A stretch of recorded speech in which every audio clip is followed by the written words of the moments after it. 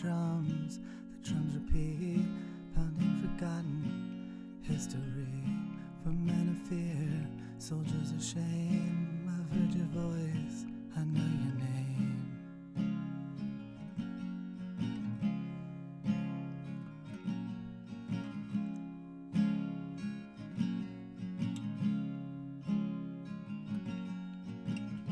They took them out, they laid them bare in open water and left them there. And from these lies, the grim receipts hung from the rafters, dragged in the streets. I just wanna be myself, but they say, hey oh, jump in the gun. They said, right, left, turn around, shoot 'em and run. They said, hey oh, fall in a line. They said, right, left, turn around, join or you die.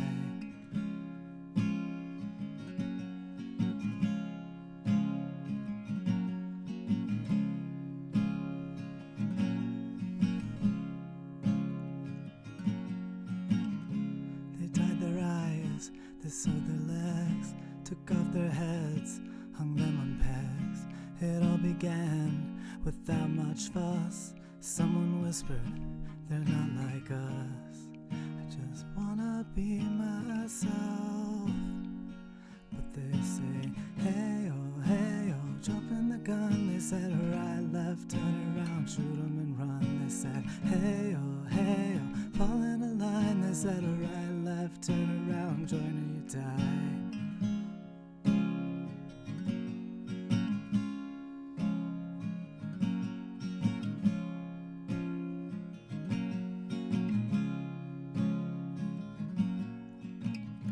They came for them, I didn't speak, I didn't care, it wasn't me. They came for me, a soul bereft, and no one spoke, no one was left.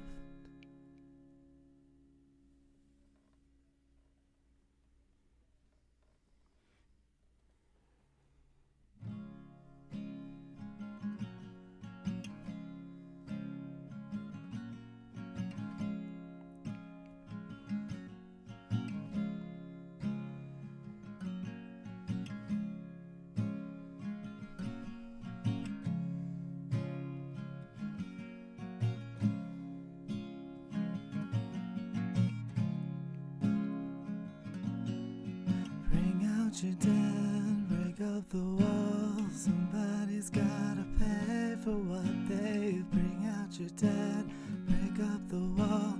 Somebody's gotta pay for what they've. Bring out your dead, break up the wall. Somebody's gotta pay for what they've. Bring out your dead, break up the silence. Somebody's gotta pay for what they've done.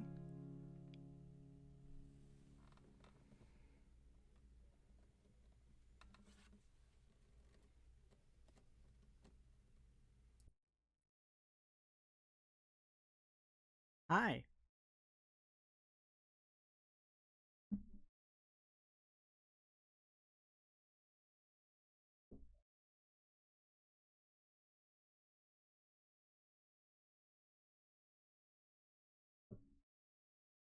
How are we doing?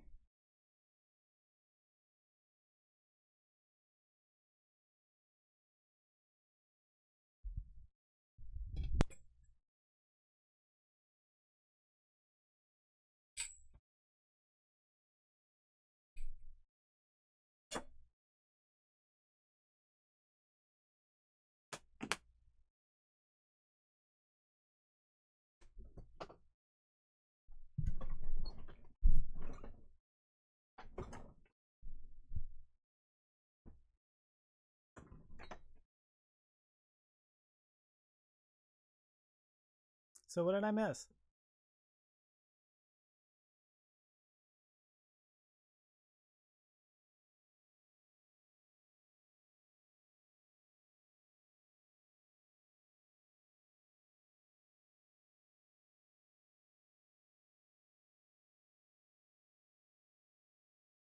Been a while.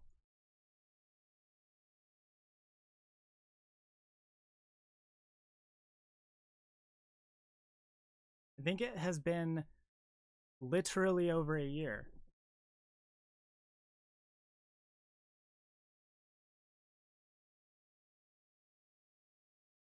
Not much. Things have been boring. Yeah.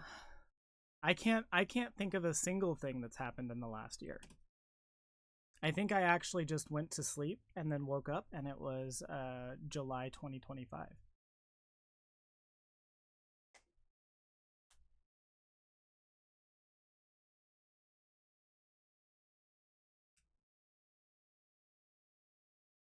Also, by the way, congratulations, Darcy, on starting T soon.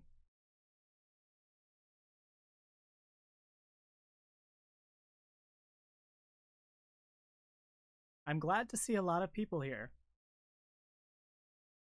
It's actually very heartwarming to know that it's been a year since I've streamed and there's so many people here.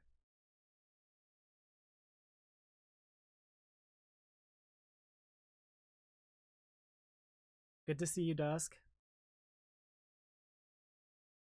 Paco, Zoomy Deer, Milena, Wanderer, Wolfie. This is your first stream, Wolfie? That actually makes me very honored.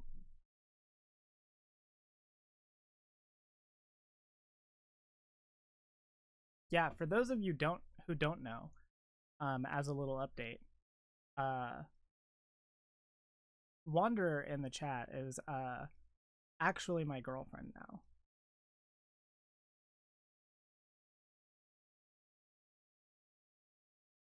This is the woman I've been thirsting over on Blue Sky for a year.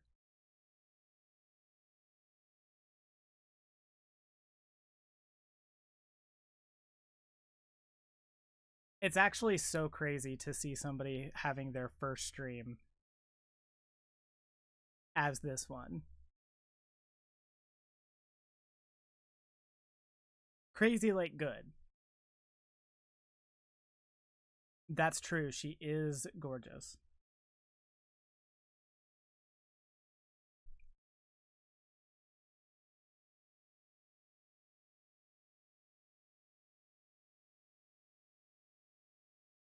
All right, we have a bunch to go through today.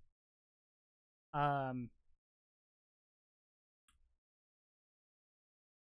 actually going to go a little bit out of order of what I want to go. So we're just going to jump into it in just a minute. But the first thing that I want to say before we actually like get into everything that I'm like planning on doing and talking about, first off, I'm really glad to be doing this again. It has been something on my mind for a while, something that brings me a lot of joy. I'm really glad to be back to doing this. And you'll notice there are a lot of like changes to a bunch of different things. I am going to explain those in like a more structured manner in just a minute.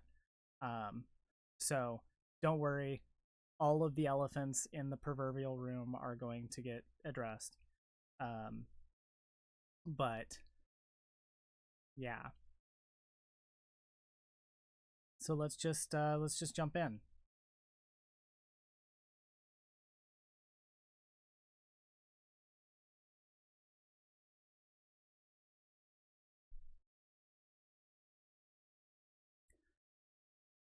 So there may be a few of you that are here that have not been aware of the situation that has been going on for the better part of forever. Forever, it turns out, is 2 years. But for those of you who aren't aware, there has been a lot of drama in my like personal life outside of this stream, but also directly related to the stream. And you're probably hyper aware that this channel is very different than it was, at least in branding. We have a full name change. We have a little bit of like artistic rebranding, and the major one being that I am no longer part of the foundation. That situation is what I want to address. I am not going to be going into incredibly fine details. I'm not going to be dragging this on for a while. So for those of you who are here ready for the cutthroat drama, I am sorry to disappoint. You're probably not going to hear more information than you have already heard. However, that being said, at the end of this little, I don't even know if you could call it a segment, but at the end of this little segment, oh, thank you, eDay, for the subscription. At the end of this little, like, whatever you want to call it, I am going to give people an opportunity to ask questions within reason. I cannot promise that I will be able to or that I will feel comfortable answering everything. But I'm also not going to be doing this for very long, just long enough to kind of get a little bit out of your system before we move on. But I need to address everything that has happened in the last forever. Just so that everyone is aware and we're all on the same page. If you haven't seen my post about the situation that I made back in January, it is available. It is on my Tumblr. You are fully free to go peruse that and read all about everything. I am not going to be going into extremely heavy details as far as what all went down, what happened, the ending of things, anything like that. Like, I already talked a lot about a bunch of things, and to be quite honest with you, it's very exhausting having to relive it all the time. That said, there is like a bit of crucial information from that post that is worth kind of reiterating as like this is why we're here. The gist of it is that after a pretty bad split, and a lot of work with my therapist, I've kind of been coming to terms with a lot of different types of abuse and manipulation and almost compulsive cheating in my prior relationships, all levied against me. I am not going to go into those details, but that is essentially why we're here. I'm very tangentially involved in a lot of communities, so I popped my head in one day, heard Messy breakup, and went, oof, that sucks, then moved on to other channels and discords, as you should, as is the correct response, Polybius. During the time that I was involved in the foundation and in the relationships that I was in, I was convinced to make a lot of statements, take a lot of actions that I otherwise would not have done. Now, there are a lot of reasons for that. When I say that I otherwise wouldn't have done, some of it is because I legitimately was not getting all of the information. It is something that from the outside it's hard to really digest how easy the human brain is at being manipulated and convinced of things, it is also from the inside really hard to identify and correct that. I was working on less information than I have now. I was also having a lot of buttons pressed constantly, a lot of tendencies that I have that were being amplified by 1,000. The thing is, I say all of this to provide context because I'm not trying to excuse anything of what I said or did for those 2 years. I'm saying that to point out that, to the contrary, I did and said a lot of things on my own that I was not told to do. And people who are really good at this kind of manipulation rarely, if ever, have to directly ask somebody to do a thing for them, or to commit some sort of harm for them. It is an unfortunate reality. And I was deep in it for a long time. With this little segment, I guess, of kind of addressing the elephant in the room, my goal is twofold. I want to set things straight. I want everyone to be on the same page of what's going on. But I also want to at least have the possibility of reaching the handful of people who might still be hanging on to the community, who see it as a third place. Maybe they don't feel like they fit anywhere else. Maybe they don't know the full story. Maybe they are still themselves victims of the information control. And I don't have any delusions that I'm going to be able to reach everyone. I don't have any desire to try to save anyone.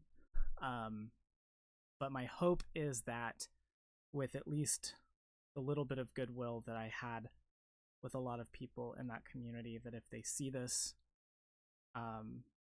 it might give them some pause and reflection. And if you know somebody who's in the foundation, don't cut them off. They need support.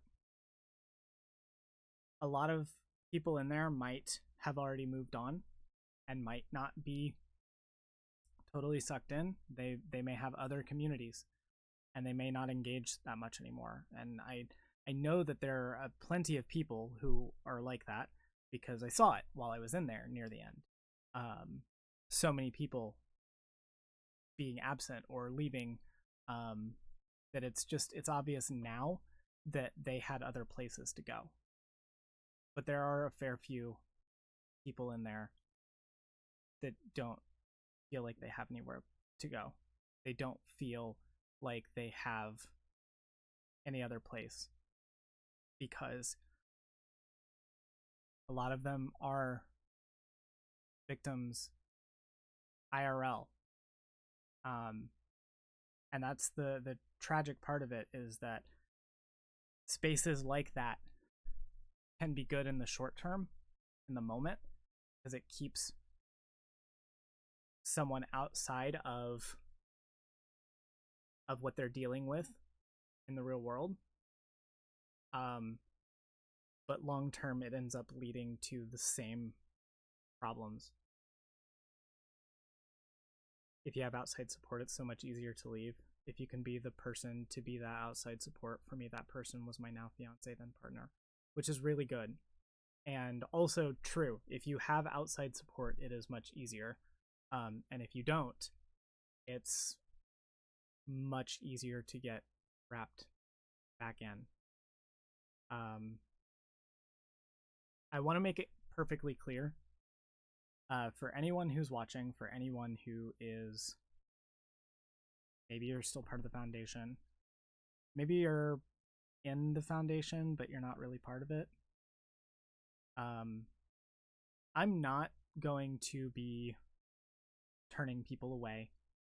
I'm not going to be making people choose between the two communities. I do not care what communities you are in, within reason. If you are in the foundation and you feel like the people in that space are good for you and you want to maintain your connections, I'm not going to turn you away, and I'm not going to convince you. I'm not going to try to convince you to leave. You have to make that choice. Can you make the audio a bit louder? Oh, yeah, I can adjust.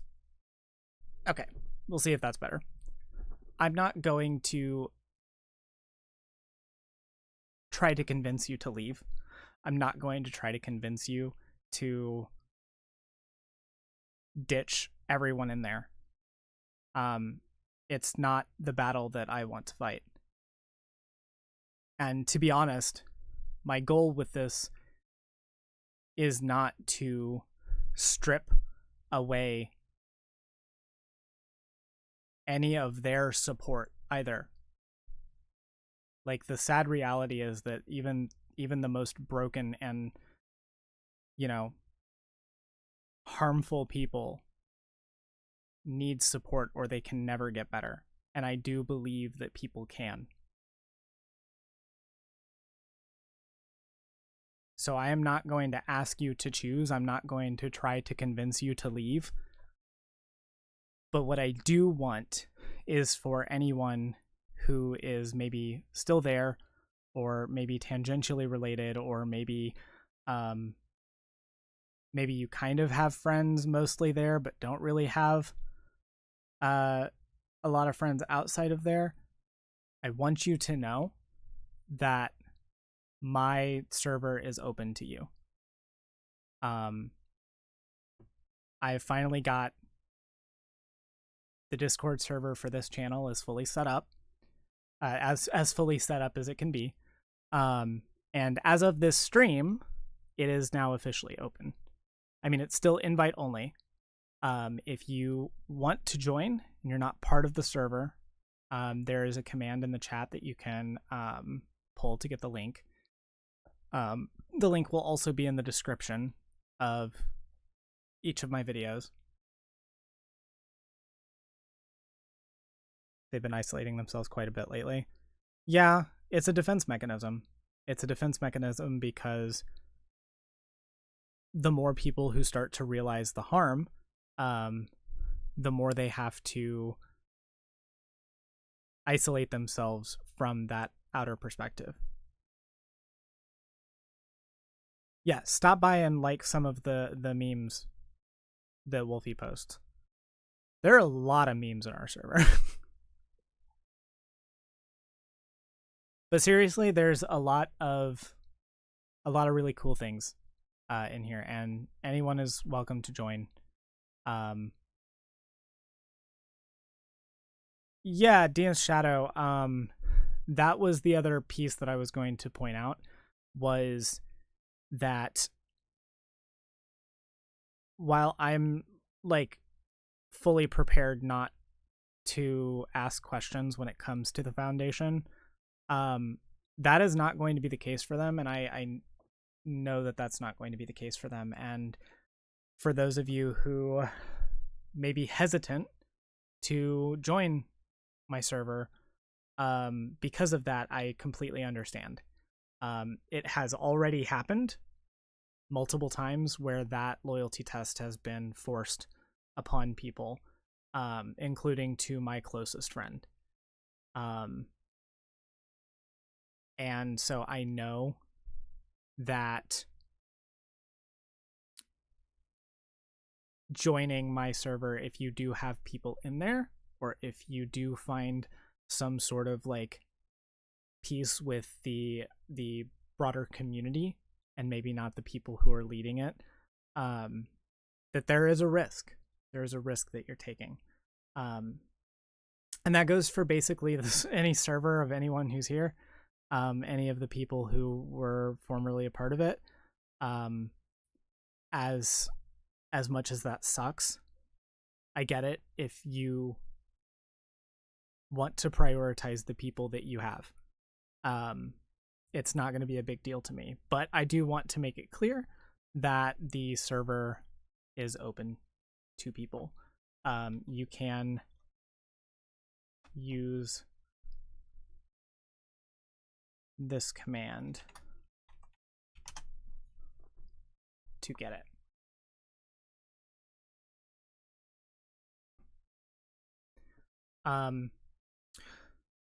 So there's a couple of other things that I wanted to address before I kind of like open for any final like word questions. So the first thing is my prior document and my previous streams and posts. I do want to start off with that and say my feelings on a lot of things, my perspective on a lot of things have changed.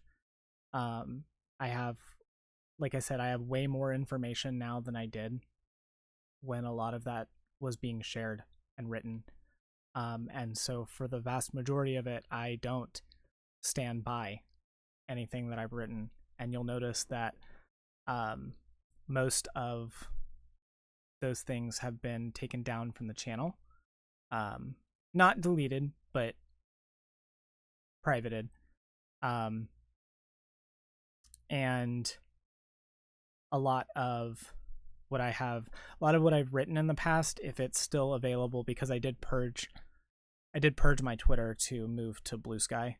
That was entirely disconnected to any of this, but the result was that a lot of things were deleted. A lot of the things that I have written and or shared in the past is stuff that I do not intend to just outright delete, because I think it's important to have the snapshot of the person that I was in context to who I am now, a year later. And I don't have any intention to do that, to get rid of those things, mostly to, at least for the channel, I want the videos to remain off for the like branding and the like fluidity of the channel's content, but that'll get into more in the next part of the stream.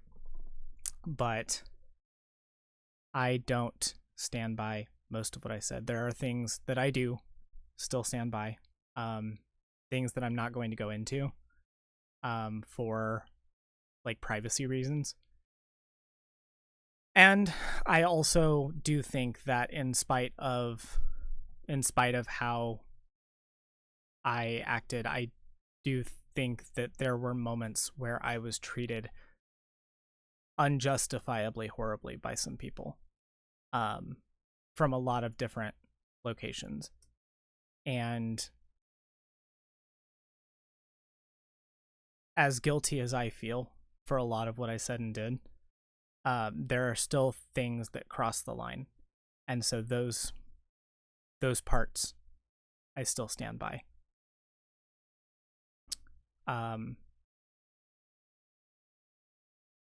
I'll say from my experience, I wasn't looking into anything. I was scared, depressed, and tired, and looking into the drama was something that was going to throw my mental health off of a cliff.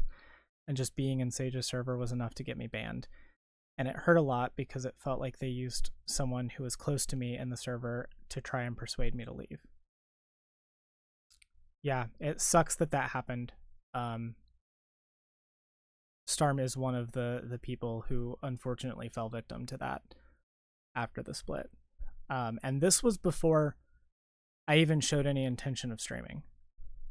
For full disclosure, the decision to stream is something that I have been thinking about for a while, but was not finalized until a month ago. So it's very clearly not having anything to do with the content aspect of things. And like Milena said, it is coercion. That is how that functions. The last thing as far as addressing the situation itself goes that I want to specifically call out is, for those of you who may be wondering, I have reconnected with and made several private apologies to people who used to be in the server, people who used to be friends. Some of us are trying to rekindle things. Things are never going to be what they were, and I don't even know if total healing is even possible with how bad things were. But I have personally made a commitment to each of them to make amends however I can, and to do whatever is needed to help fix things as best as we can, or if not fix things, then build something new. As far as the element of making public apologies, beyond what this is, as far as me acknowledging the situation and acknowledging my my mistakes and the kind of person that I was, I don't intend on making any sort of public apology without talking to people in private first. And there will have to be like discussions and conditions made. Because honestly, even this is hard enough for me because I hate the performativity that comes from this kind of thing. I hate the way that this just doesn't feel authentic to me. Even as much as I'm trying to make this as authentic as possible, it doesn't feel that way, because it feels like it feels like I'm just doing reality TV. And I don't think that the public apology tour thing does anything to actually lead to real healing. I think it just makes people feel better who are viewers. It feels like PR. And I'm not in the business of doing PR for this. I'm in the business of healing and moving on.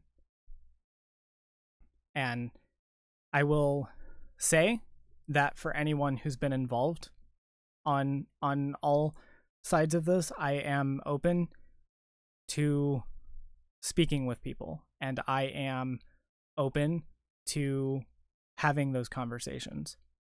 And that includes people who are still in it, who, broke with me earlier or late last year. I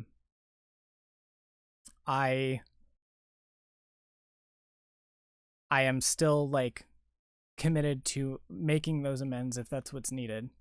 But like I said when I left, my intention is not to just go to grovel to people, because it doesn't help them, and it only serves to make me ease my conscience personally. So people can feel free to reach out. I think I've unblocked most of everyone who was ever involved, so that they are able to if they want, but I'm not going to pressure or bug anyone. And as far as all of this goes, I just want to move on. There was a lot that happened that sucks. There's a lot of things that I still value, things that were good. There's a lot of messiness involved in all of this. But ultimately, I just want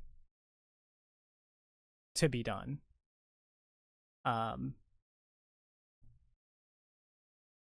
Very brave. I appreciate the sentiment, but I don't feel like I'm being very brave, to be honest. This doesn't feel brave to me. For me personally, it just feels like doing what's needed.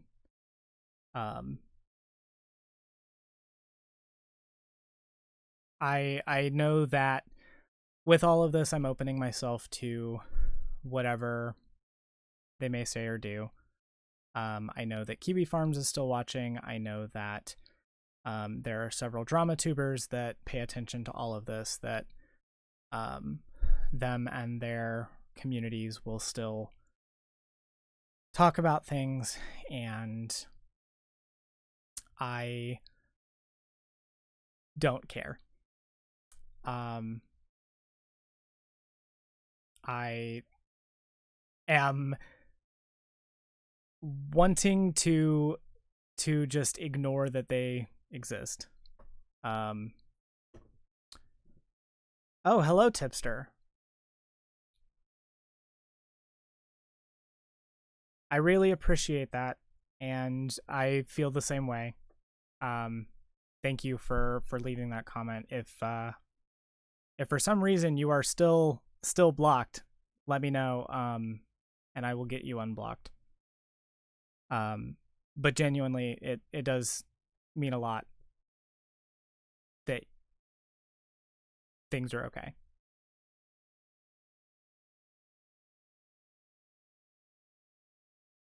That's an easy ask. I already pretend drama streamers don't exist.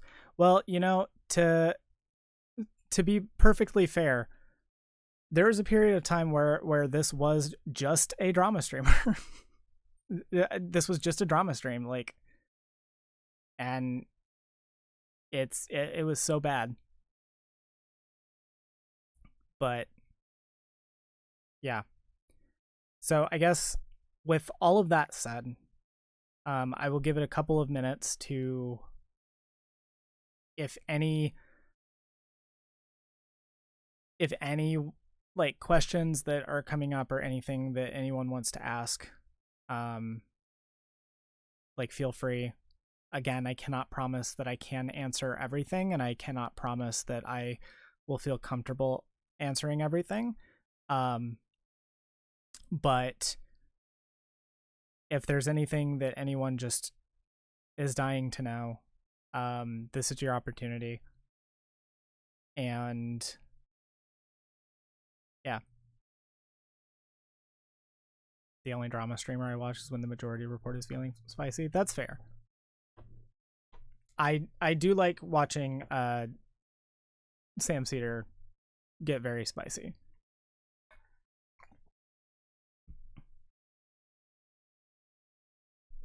Sam Cedar, our leftist DILF king.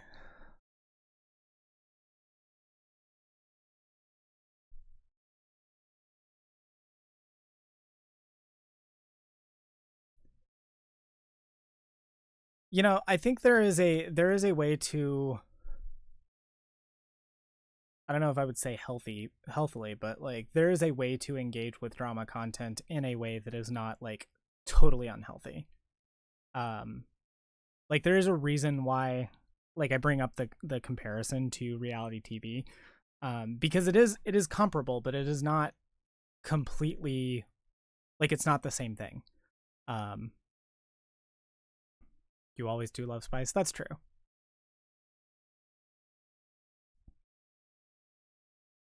Sam and Emma are great hosts when bringing up silly beefs. That is true. Every time I watch one of their streams, I'm just enthralled. Which is not much anymore, and I need to get back to watching some of those more often. But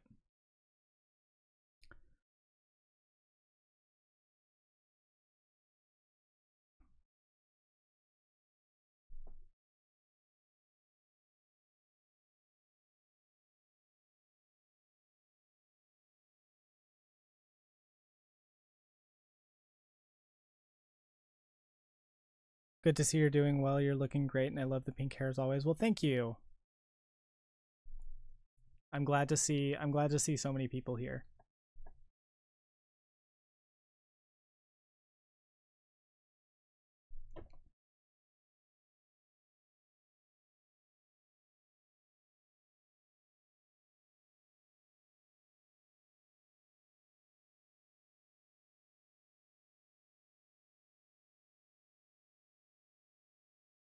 All right. Well,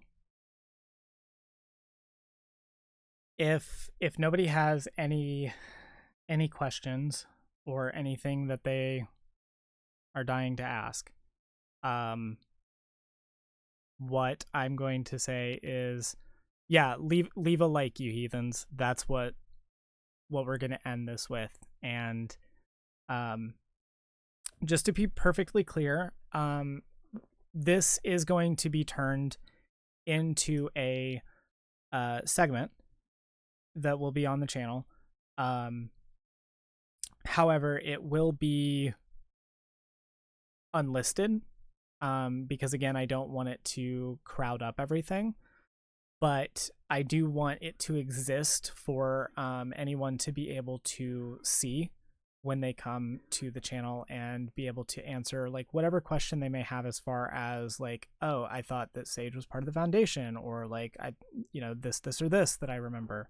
It is going to be available, but I don't intend on making this like a you know, full promoted segment. And that video will not be monetized either. Just to be perfectly clear, just to get ahead of anything that anyone might want to say. That's because you're a simp, dear.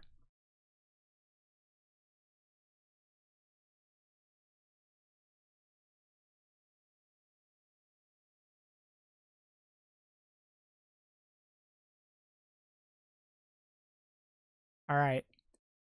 So with that, I guess we will move on to the next segment.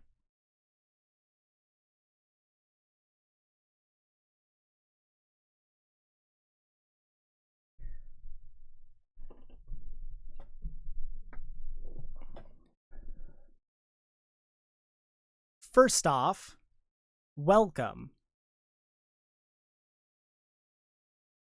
You'll notice that the title of this stream, and also the video that it will be coming, the video that will be turned into, the stream that it's coming from, the video that will be turning into, is called Welcome to the Vivd Fae Garden.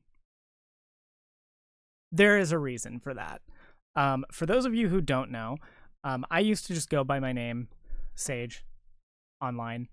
I had a bit of a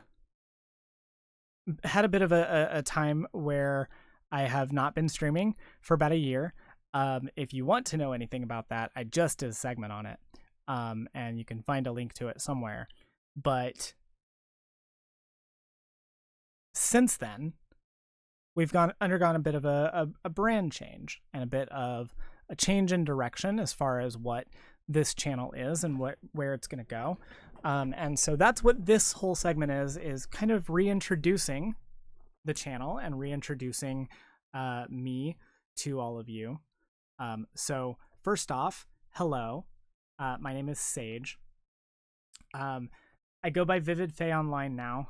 And the reason for that is just because it is it's tied to a little bit of gender stuff and a little bit of plurality stuff. The Vivd system, as it were, is what you will see like our Discord handle as. So it's a little bit of that, and I decided to go with that change because mostly for privacy reasons. I don't like I've never really liked being a very public person. Like, I enjoy this and I enjoy like doing like public facing things, but I'm not a very public person. I am a very private person, and it is just another way of kind of like separating my personal life and my like on-screen persona, you know. I also think that it is a good way of like just clarifying what the channel is, by having like more of a brand rather than it being a brand that is me. Yeah, got to keep that compartmentalization. So the other aspect of that, the other thing that comes from this change is a bit of a change in the channel. If you were here, 2 years ago, you probably remember this channel being more akin to the, I guess, the White Forest streaming community of like streamers. And to be perfectly clear, that is not really changing that much as far as like what this channel is. This channel is still going to host streams, and this channel is still going to have all of the like political segments and commentary that I do on things is going to be hosted here. The biggest change with that is that my intention is to be a little bit more like open as far as what types of things I talk about. It used to be that I really just kind of talked about politics, but I now am wanting to go more into talking about media, about things like movies and video games and TV shows and things that I just enjoy. I just want this to be a creative outlet, and that's always what I wanted it to be. But somewhere along the way, I just kind of tried emulating what was around me, and it's not what I want. Because for a while, this was just a drama channel. I've done a lot of reflection on some of the prior content that I've made on this channel. And I know that I've hinted at this in the past, even as far as like months after videos would be posted. I have reflected on things that I've talked about, segments that I've done. If you go onto my channel right now, I think one of the most popular videos that I have on it is a video talking about the content creator known as Soul Bunny. And I have a lot of like mixed feelings on that video now.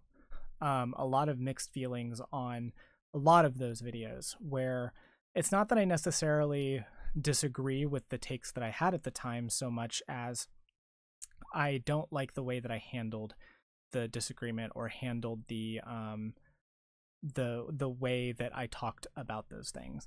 And don't get me wrong, I think that it's okay to address videos that people make on the like public platform, right?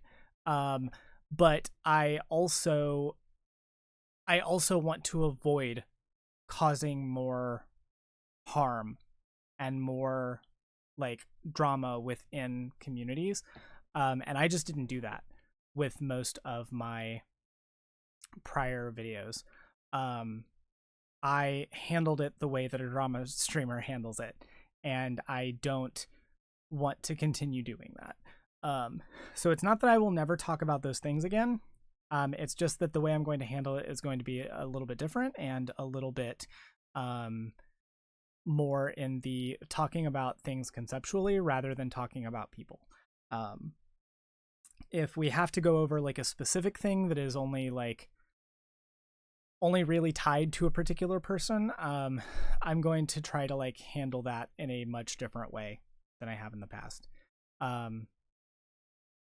Particularly, I just want to be a little bit less inflammatory too.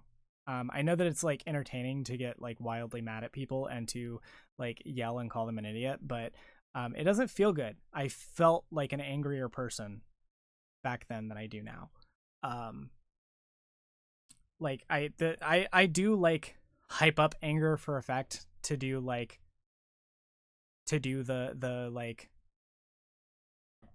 comedic bullshit. But I don't intend on just continuing to get into that mindset. Oh, hey, Gayfesh. I'd like to reach out. If you want to join the server, you are free to do so. But if you want to reach out for a conversation, I don't know if I still have your Discord blocked, but if I do, I will unblock you and you can message me there if you want, or send me a request. Either or.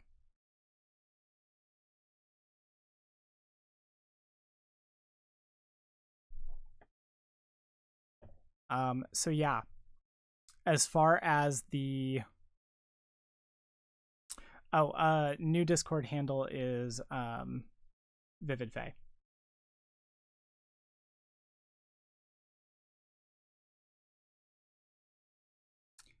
That could still be true.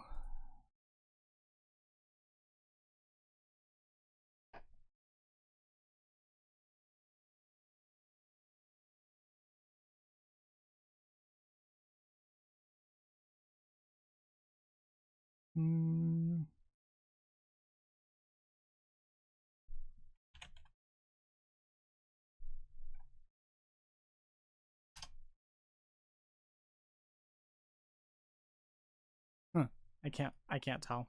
Yeah, I'll handle it afterwards. But if so, I will get that fixed. So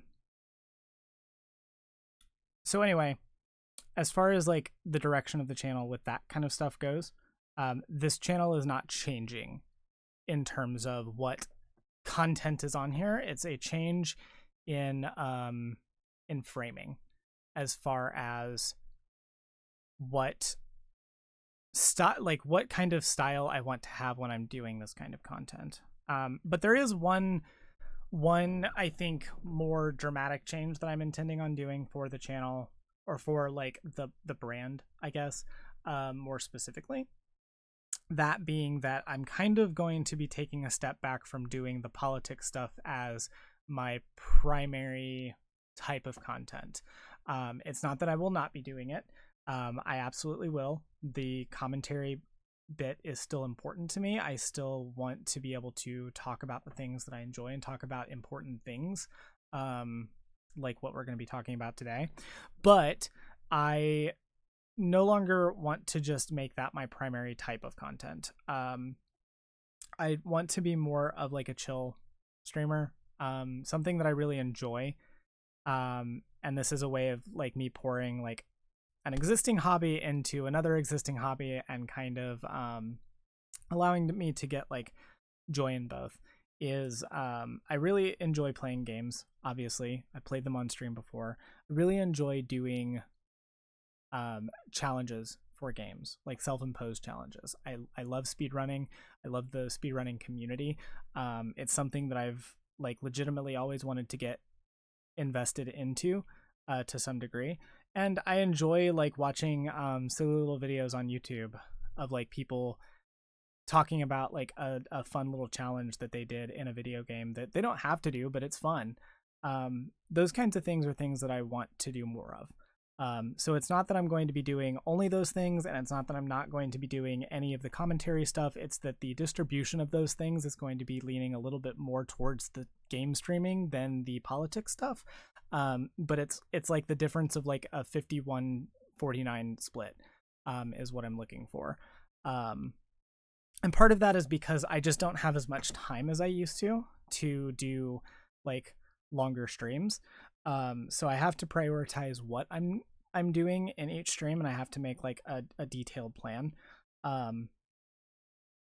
It's just that like all of my responsibilities out of this take up a lot of my time, and so I have to be a little bit more intentional with it. So what is like specifically changing is that on this channel you're going to be seeing more non-specifically like political related stuff on the channel, where we'll be doing commentary that's not just tied to politics. And then what's not changing is that I still have a second channel the second channel is going to be the gaming channel, and that's where all of these like gaming highlights and things that we do as far as like the challenge videos are going to go, is going to be on that channel. This channel is still going to be separated for the commentary bit, but we're going to be adjusting kind of like the vibe of how I address politics, and also how much politics is just on this channel as like a default, because I do want to be able to just talk about like the nerdy shit that I like, and go on about those things. So if that's something that interests you, then I am really glad to have you along. And if it's something that doesn't interest you, it is no harm, and I will not feel bad at all if you're like, yep, this is no longer for me. I get it. But that's kind of where we're going, and I hope that I will see as many of you along for the ride as possible. I hope that we can make this like really fun, really cozy, still be able to talk about important stuff, still be able to address important things, but just to be better than we were a year ago, 2 years ago. That's my goal. So I hope you all are as excited as I am. And yeah, that's about all I got to say about introducing everything. So again, officially, welcome to the Vivd Fake Garden. And if you haven't yet considered doing this, then like the stream, comment, subscribe if you can, and join the Discord server.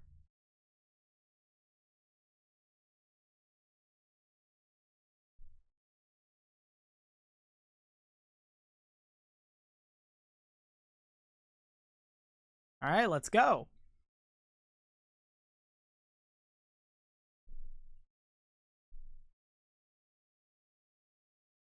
I'll get to as many streams as possible unless it's like 6 a.m. That's fair. You probably need sleep.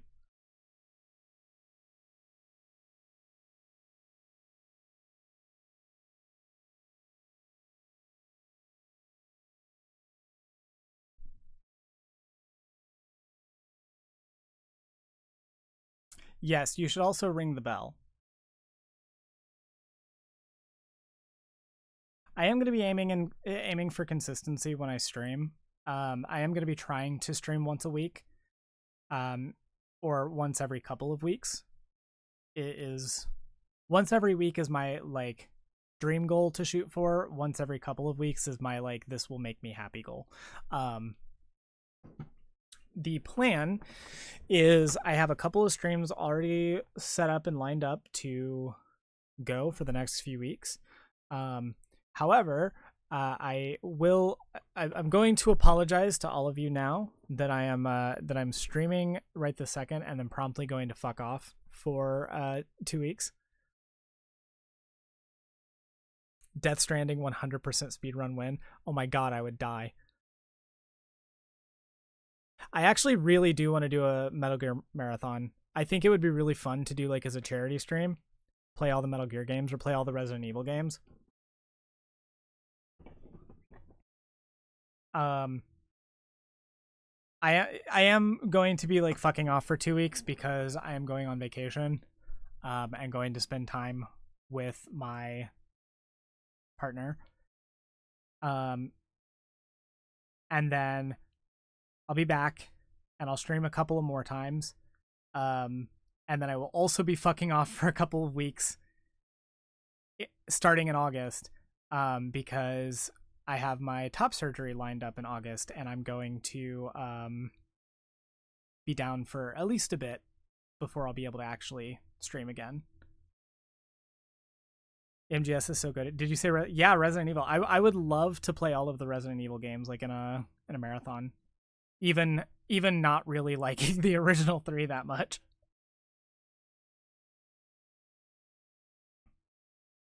I actually did do a I actually did do a co-op mode for 4, 5, and 6 for the first time a couple of years ago with a friend of mine. And even with the fact that, like, or I guess not 4, but like 5 and 6, with a friend of mine a couple of years ago, and even with the fact that, like, those are not necessarily the greatest Resident Evil games, I had a lot of fun with them. I would, like, 100% do a co-op run of Resident Evil on stream.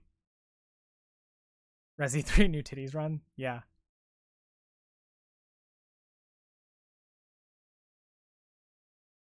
Imagine all of us teaming up for Reverse. Is Reverse, like, available yet? Because the last time I checked on Reverse, it was not available. It was just sitting on my PS5 with no way to play it. And I just forgot to look at it again. Reverse party stream.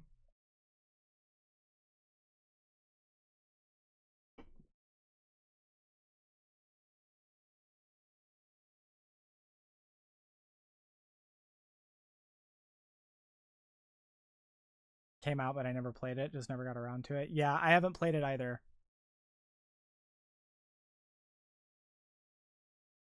I'm sure the Steam community has 4 people still playing. It shut down a week ago? Oh no! We gotta find one person dedicated to that game who can, like, run a mock server. You know, like they have with the fake Pokemon DNS exploits. Someone get on it. Also, to that end, if anyone knows any, if anyone in the community is, like, into modding or knows anyone in modding, have them reach out, because I would love to, like, commission mods for games in order to, like, do some, like, really fun challenge ideas that I have, like, sitting around the back of my head that would be hard to do without a mod. I think that would be really fun.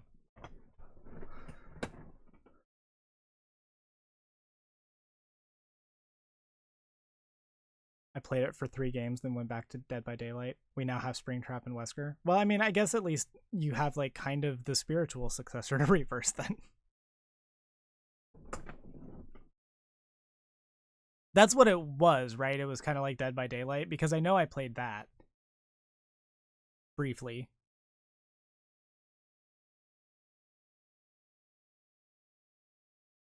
That makes sense.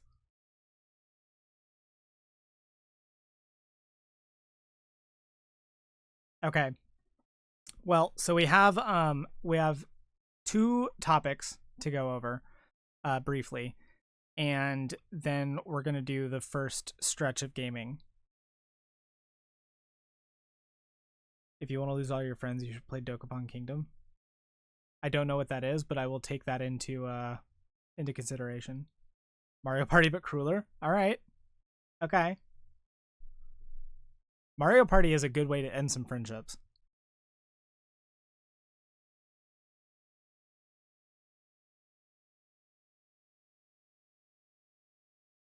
All right. So I have a couple of things that we're gonna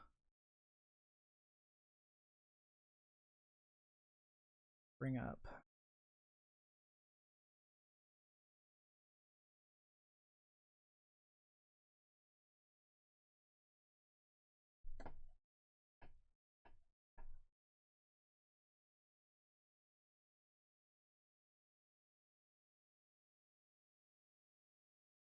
If a friendship can't survive Mario Party, it's not a real friendship. That's true. That's how you know that you and your partner are, like, set for life, as if you can play Mario Party together.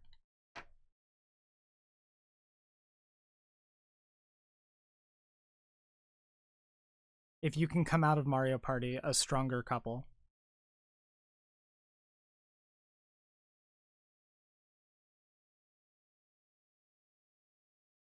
Hard mode is Monopoly.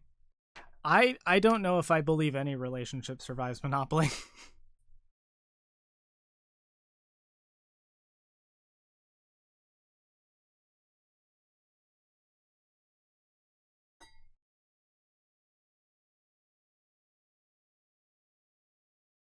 My preferred friendship test is co-op Halo CE. Fair. I have one of the Mario Party games. I think I have whatever the bad one that they released for Switch was. And then I also have a couple of older ones.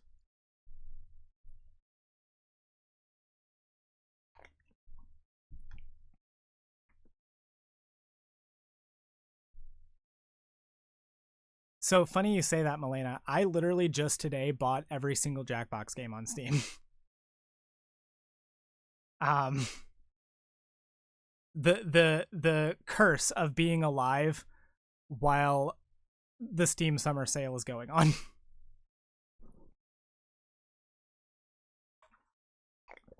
I already did have all of them on PlayStation. Because my family and I will play them together. But I didn't have them on Steam, and that made it a little bit less convenient to play with others. But now I do.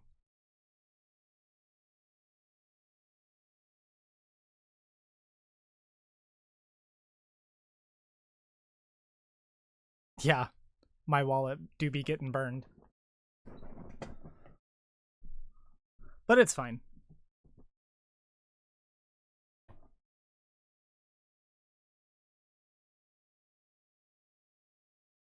All right. So, first thing that we're going to go over is the one segment plus one like mini rant that I want to go on. And then we're going to get to gaming. Because I have a challenge idea that I've been wanting to do for several years. Well, technically I've already done it. But I don't want that video out. So we're gonna instead redo it now. Because I am a different person.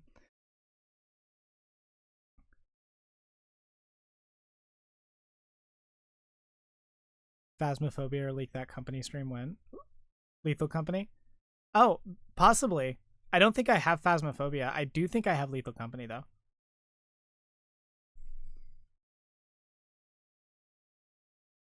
Okay. So we're gonna go through this.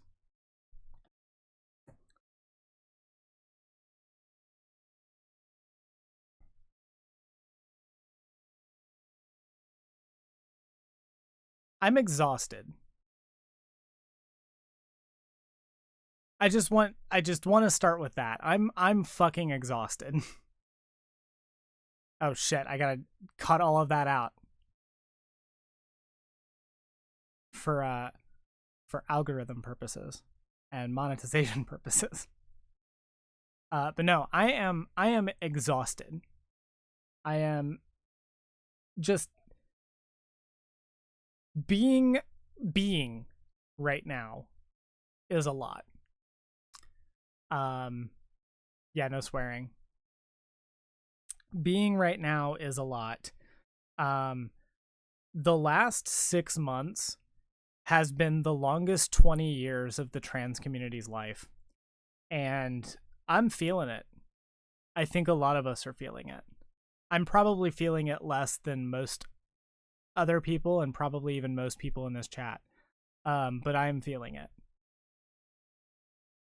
It is just exhausting right now. And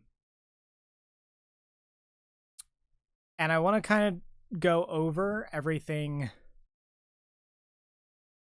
that I can reasonably feel good about going over for at least the last 6 months, because it's been a while since I've streamed, and it's been a while since we've done a like check-in on the state of things here in the States. So we're just going to jump right into it, and we're just going to talk about stuff. So it's no secret since the last time I streamed that we now have a second Trump presidency.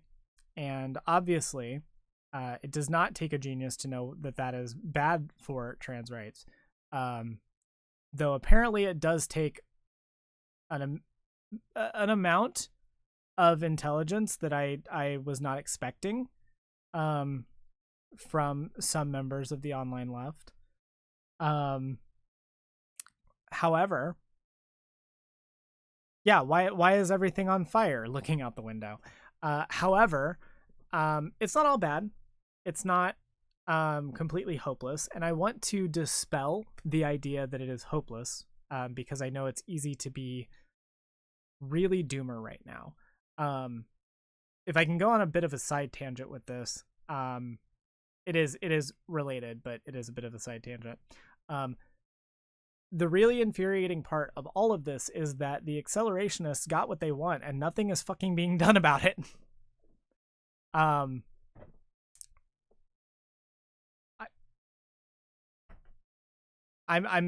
seriously waiting. I'm seriously waiting for the accelerationism to start. But nothing is happening. They're wasting their shot. That said, we do need to talk about everything that's been going on.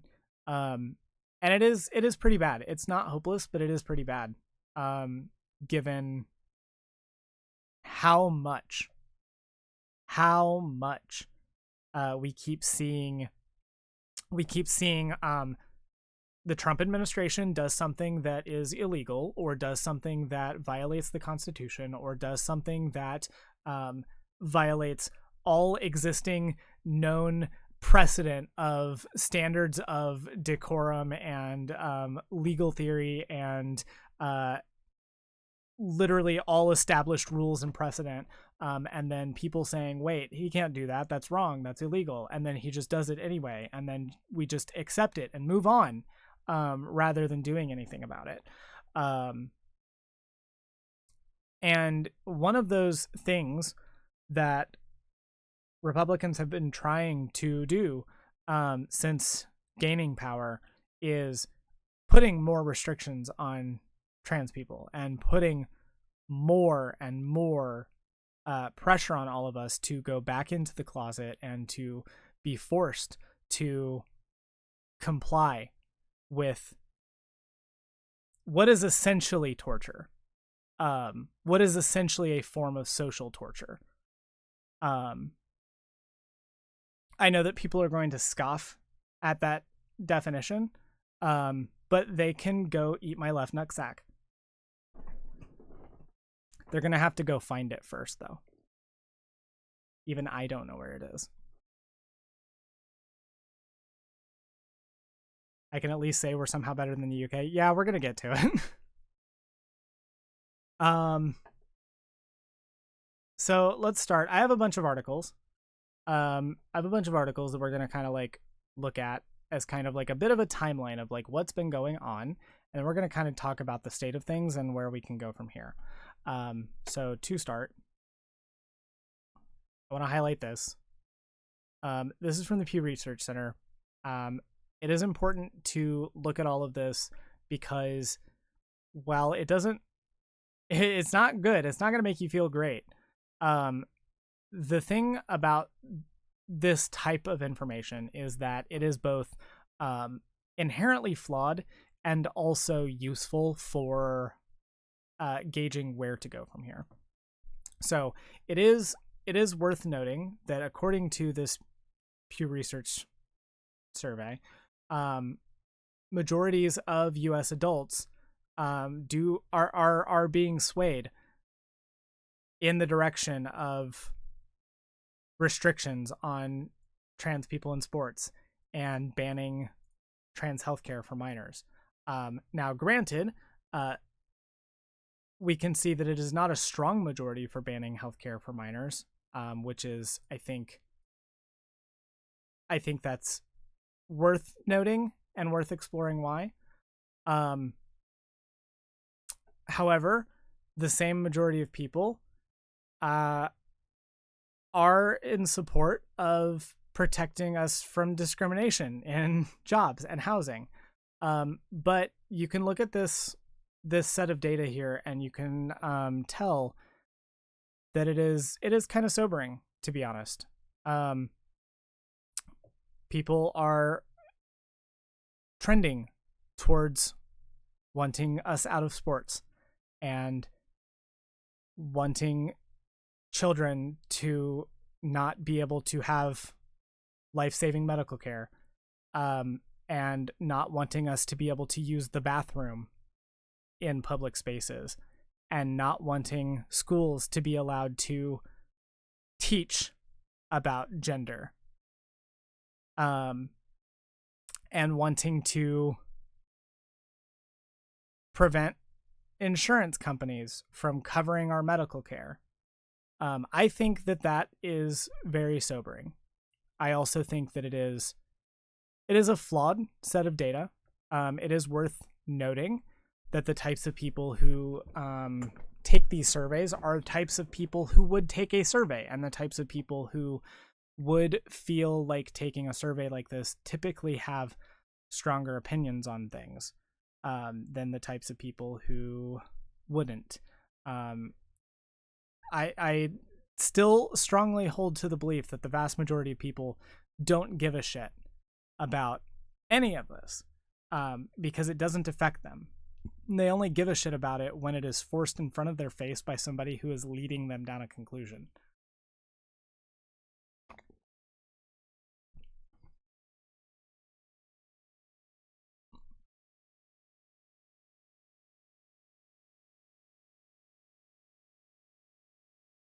This website is really good.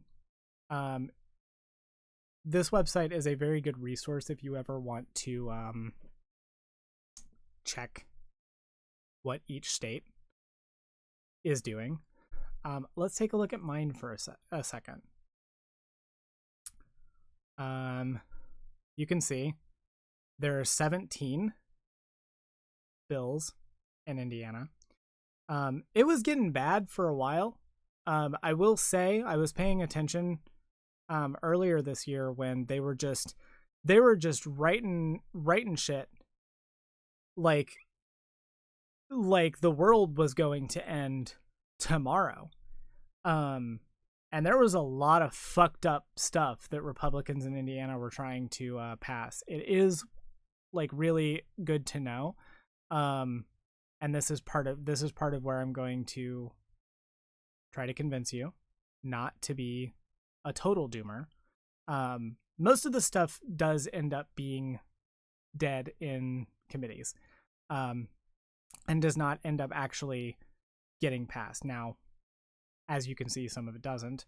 Like, for instance, they were going to ban changing your birth certificate. They were also going to make it to where anyone who had their birth certificate changed would have it changed back.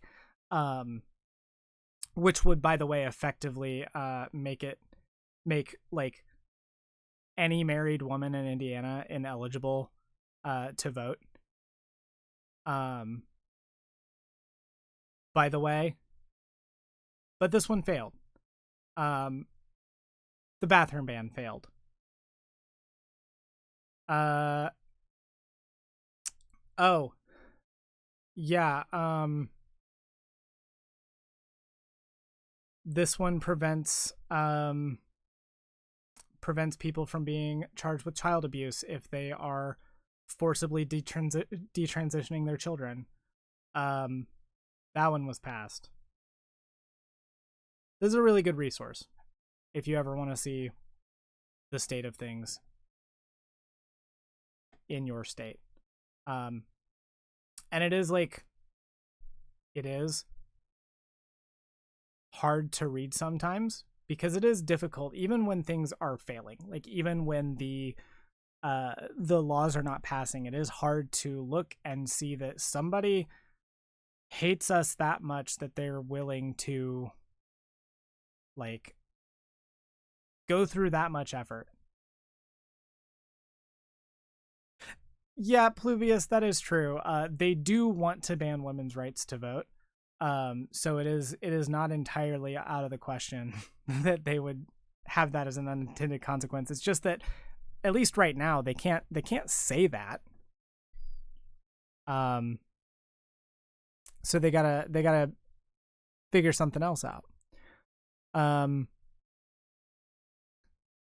This article goes into basically like a more condensed version of the same thing, talking about a lot of the laws across each state.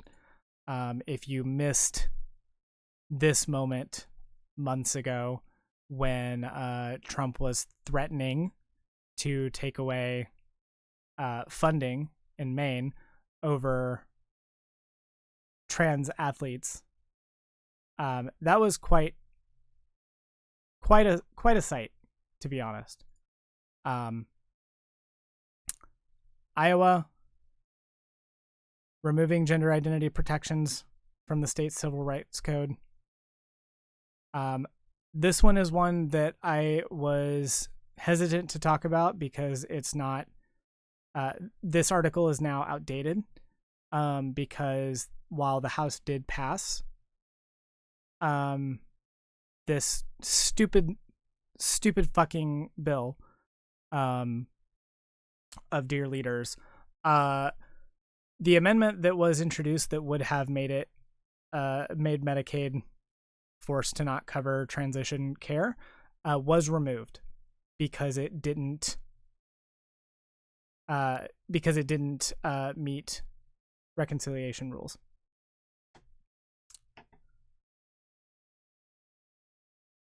You can see here is the update to this.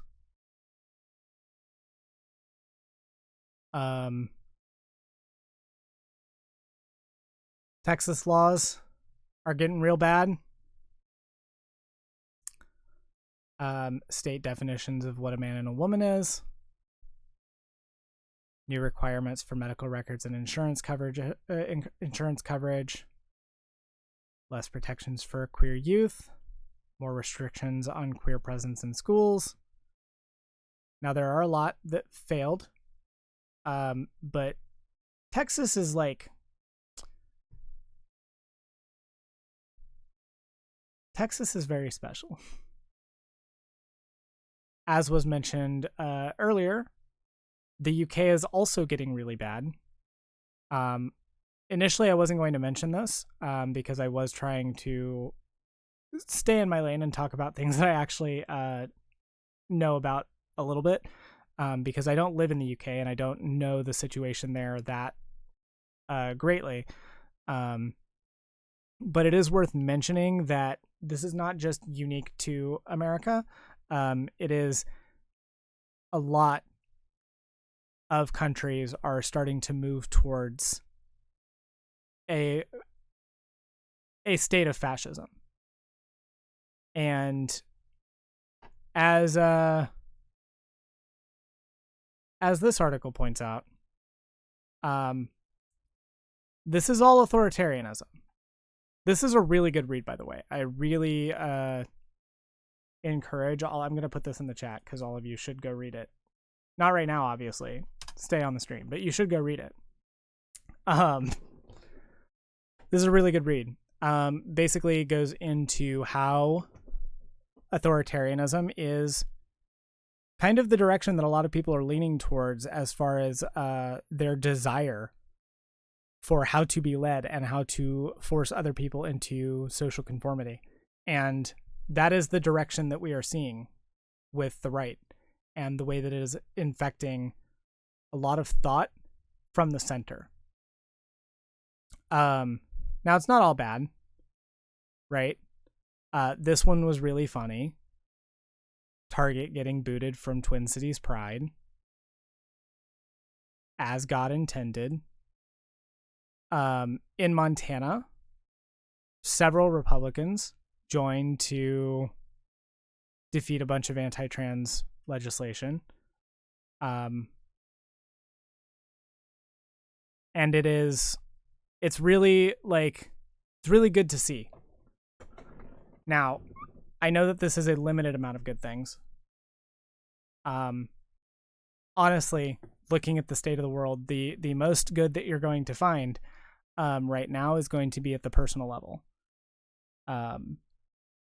It's going to be those small wins that we get in our personal lives is what we're going to have to hold on to, because a lot of the big wins are not here right now. And it's not because they're never going to come. It's not because we can't get there. It's because shit sucks. And the people who are in power are making it this way. And believe it or not, we do have the ability to affect that. We can change those things. And it's not just through voting, but it is also not through being disconnected from all of it. And it's also not through doomerism. Have your feelings. Take breaks where you need to. And remember that, like, fighting is as much a privilege as it is a necessity. Not everyone can, and not everyone is going to be able to, and not everyone can forever either. And I need all of you to remember that.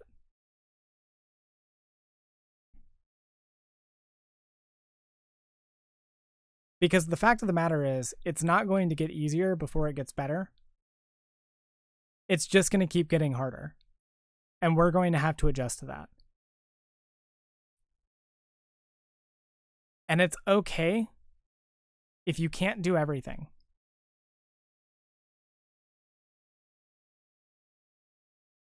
Voting is the least effective means of enacting change, but it's still effective.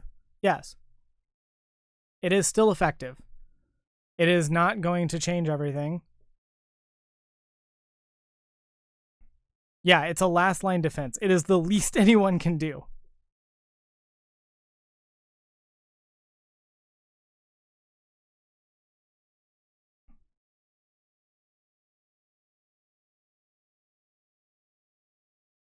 Well, what we're seeing is centrists sliding to the right.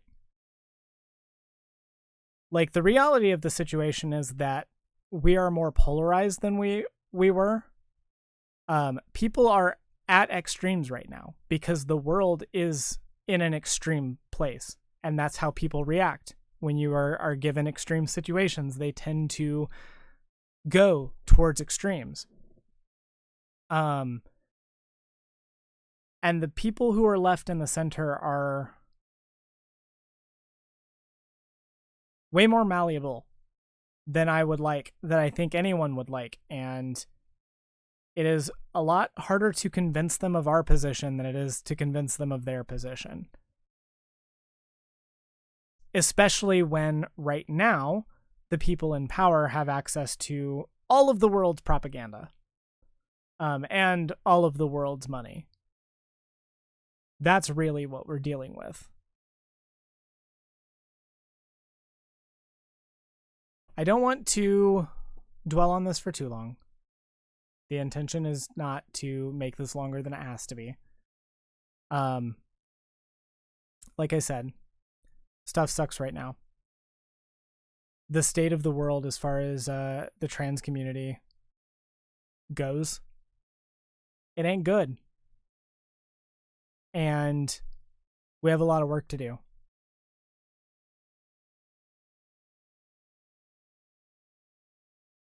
And over here, we're likely to go from a pretend left-wing government to a hard right one. Yeah.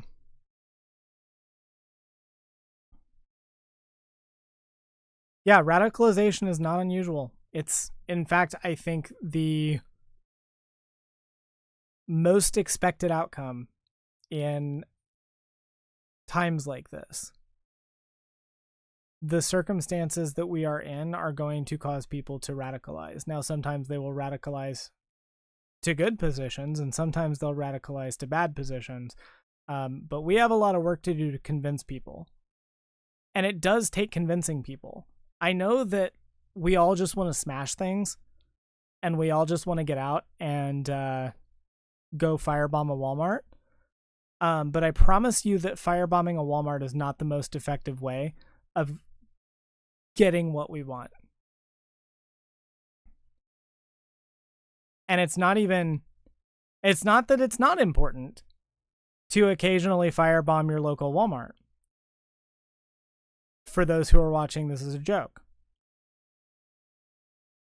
However, in addition to that, you also have to convince people. And not just convince people that firebombing the Walmart is what they should be doing, but convincing people that we can do things that don't require firebombing the Walmart in order to get what we want. And to get what is necessary for people.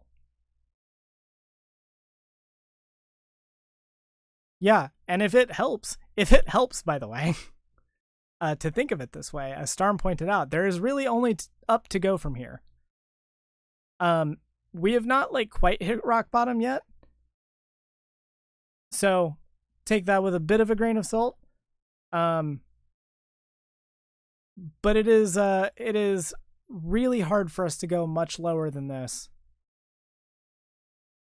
And we can only go up. And I think that having that thought in your head is going to be more helpful. Remembering that there is hope, remembering that there are ways to help convince people out of the positions that they're in. And I know that this is difficult. I know that it's not possible for everyone. But I also know that it is possible. I know people who have been on both sides of this. And if we give up, it's not going to serve anyone. Now, that all being said, this is exhausting. It is exhausting having to fight every single day. It is exhausting having to convince people that I deserve to be treated with humanity, as if it's something radical that a human being should be treated with humanity.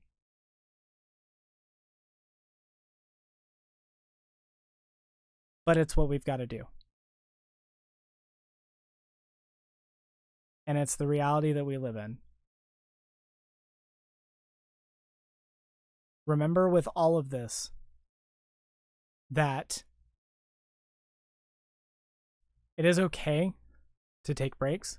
It is okay to unplug. You don't have to be aware of everything. You don't have to fight all the time. Find support and community. That is important now more than ever.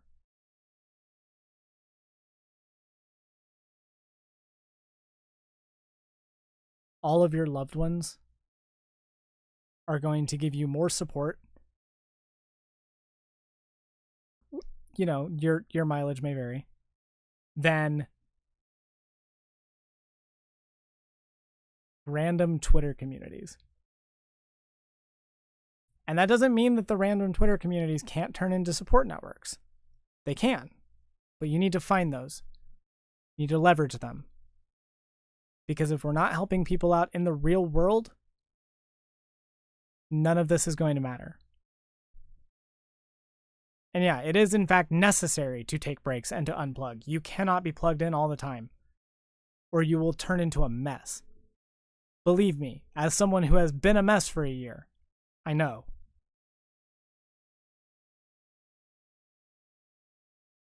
And at this point, I'm starting to talk in circles, so we're going to wrap this segment up.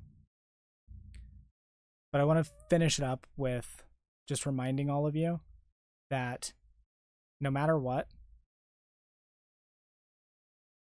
there is a future for all of us. We will get through this. And as hard as it is right now, this is just one roadblock along the way. We will win in the end.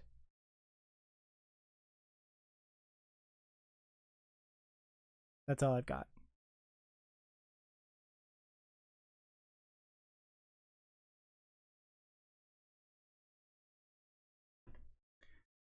All right, now real quick before we get to the gaming, I have to go on a mini rant.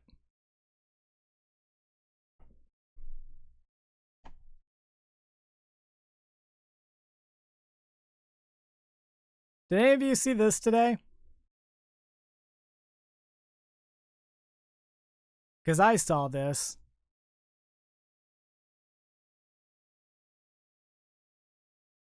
Elon Musk announcing the formation of the America Party. We don't need to read the article. It is really funny watching Elon Musk and Donald Trump fight.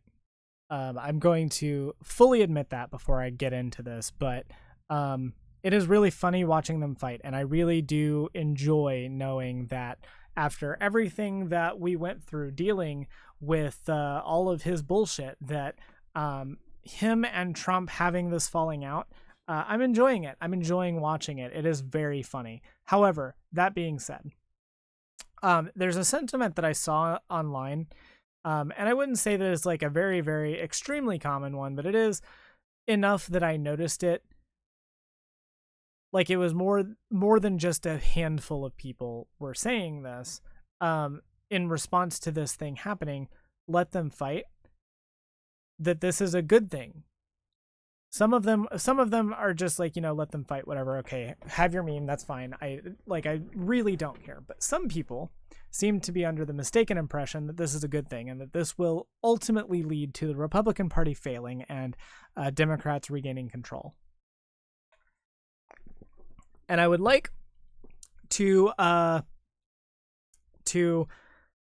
unfortunately have to burst your bubble. That is not what's going to happen. That is not even remotely what will happen. Because while it is true that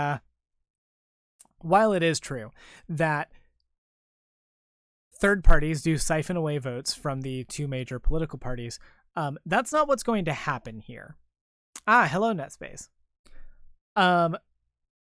What is going to happen here is this party will work in tandem with the Republican Party. Sure, it'll siphon away votes, but it also means that the Republican Party will be forced to deal with Elon's whims if it wants to succeed, because then all he has to do is pull his support and guide the party and the people that it controls to stop supporting the Republican Party to ensure that they don't win. And then, of course, if the Republican Party goes with the things that he wants, then he can guarantee a win for them.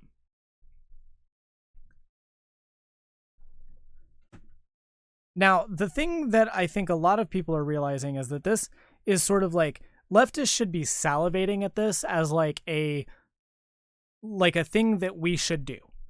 Right? Like, as a thing that we could do if we had the money and infrastructure and power to do so, but we can't right now. But we should, because were we to have that money and infrastructure and power, we would be able to actually get shit done.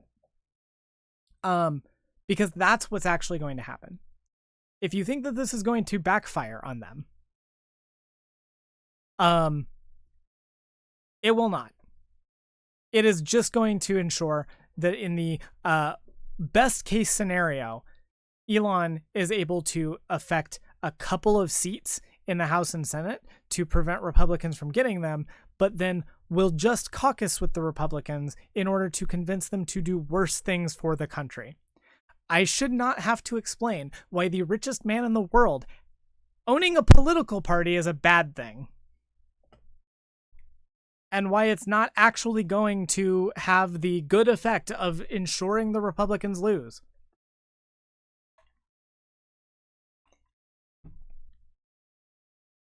And the irony of this is, I did see a lot of leftists saying this.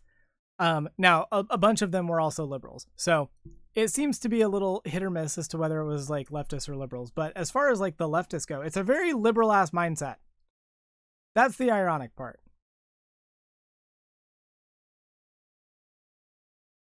This is not going to have the effect that you think it's going to. It is just going to make things worse. That's my TED Talk for today.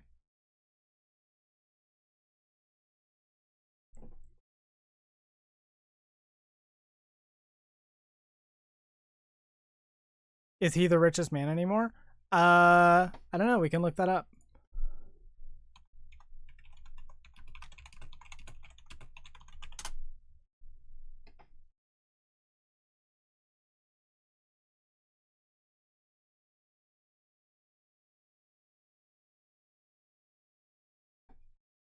At least from this article, which I'm going to presume. Yeah, Elon Musk still has a net worth of $363 billion. And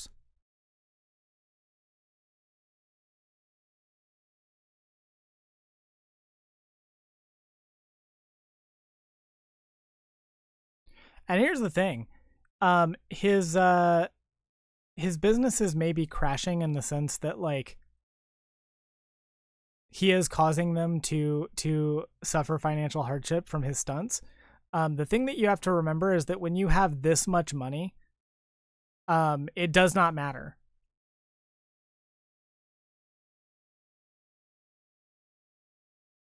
Like this, every single one of his like businesses could go under tomorrow all at once, and I am fairly certain he would still be able to live a lavish life.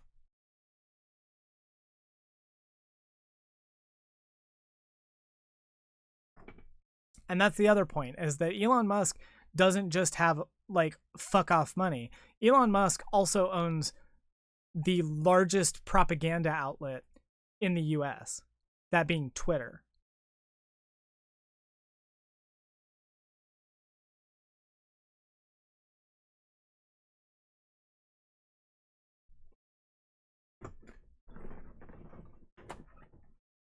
That's my TED Talk.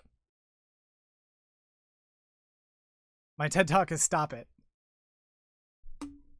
Stop it. Get some help.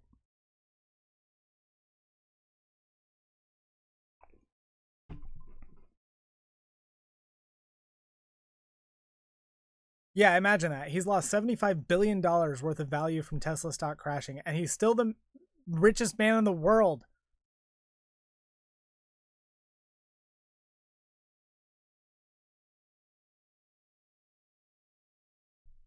Well, to be fair, Storm, there is a legitimate reason why Twitter is able to survive even with how bad it is, and it's because of how bad it is.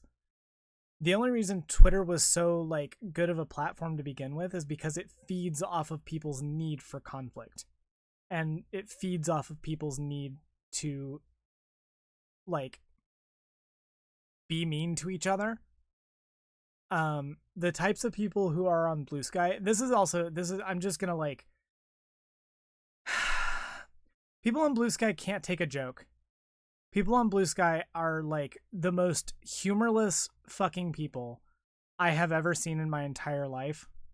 And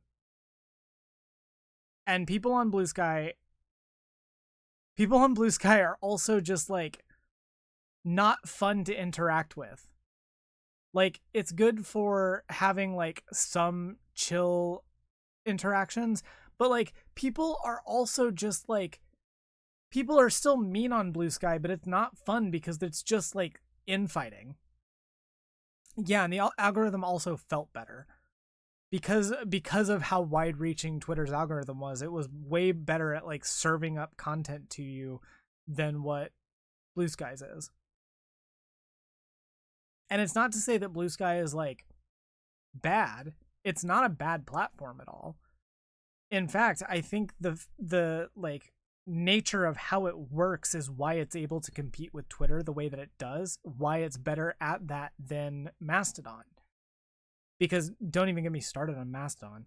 But Blue Sky is just not as fun as Twitter. It's like I made the decision to nuke my Twitter account and move over to Blue Sky permanently, and I wouldn't like make a different decision now. I still think that that's the best decision that I could have made. But it's also because like once I got onto Blue Sky, I didn't want to be on social media anymore. It killed that interest. And so now I'm just like not that active on any of them. Because when my options are the Nazi hellhole that is Blue Sky, or Twitter, the like tanky hellhole that is Blue Sky, and Facebook.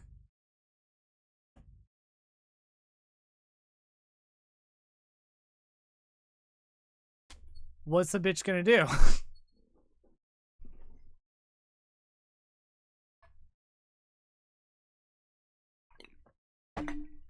That is true. If you're on Blue Sky, you should follow me. Because I do make good posts.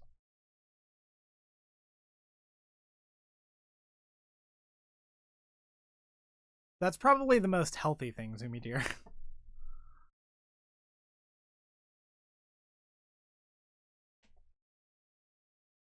I'm also grateful that your Blue Sky is filled with artists that you love.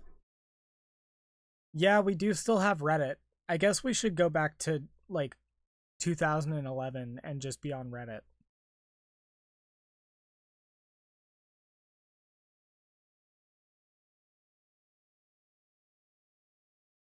The pinnacle of social media is where you could find outrage bait, porn, and also the most abusive people you've ever met all in one 3-minute period.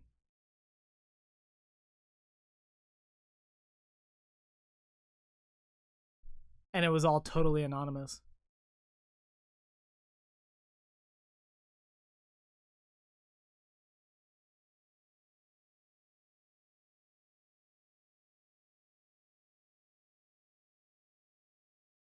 All right, are we ready for the gaming?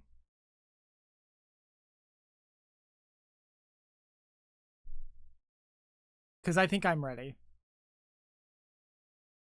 I'm only going to be able to stream for, I think, about another hour. So we might as well just get into it.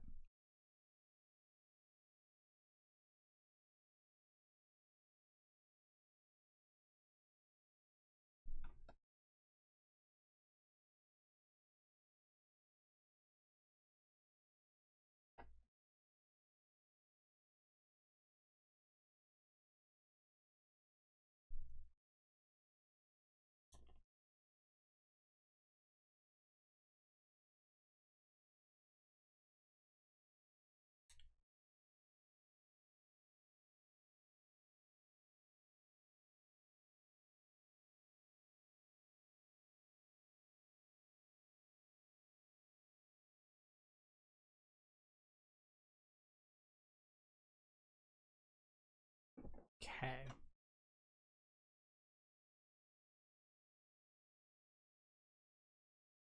Are we all meowing in chat now?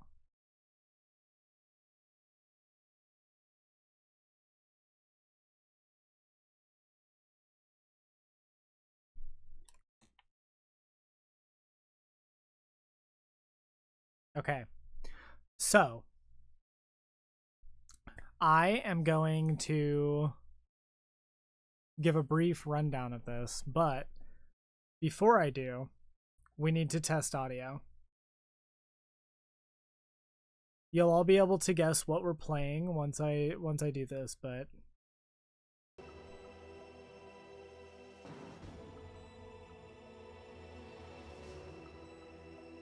how does the audio sound? How do I sound? How does the game audio sound?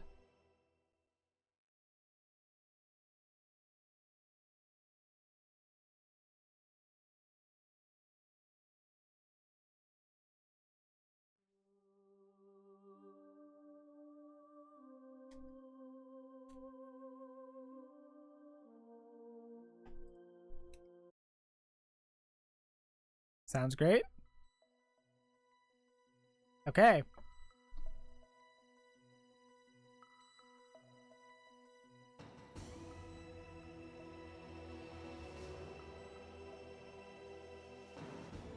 Need to get the game on here.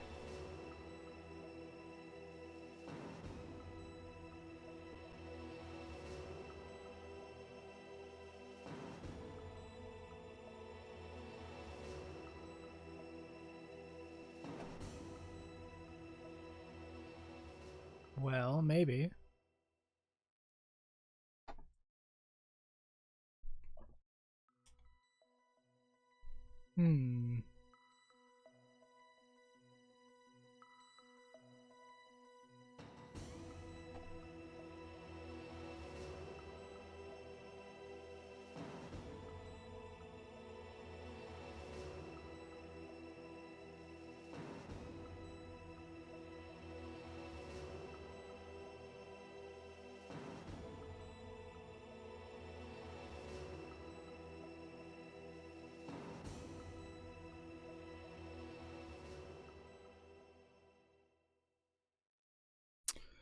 Yeah, trying to figure out why. I have an idea though.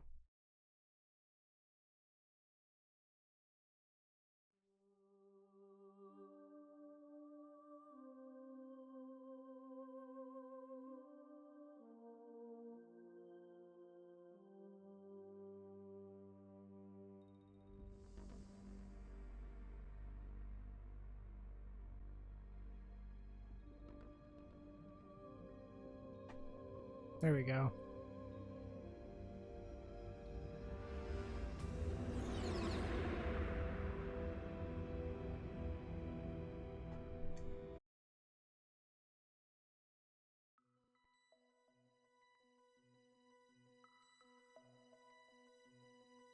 Okay.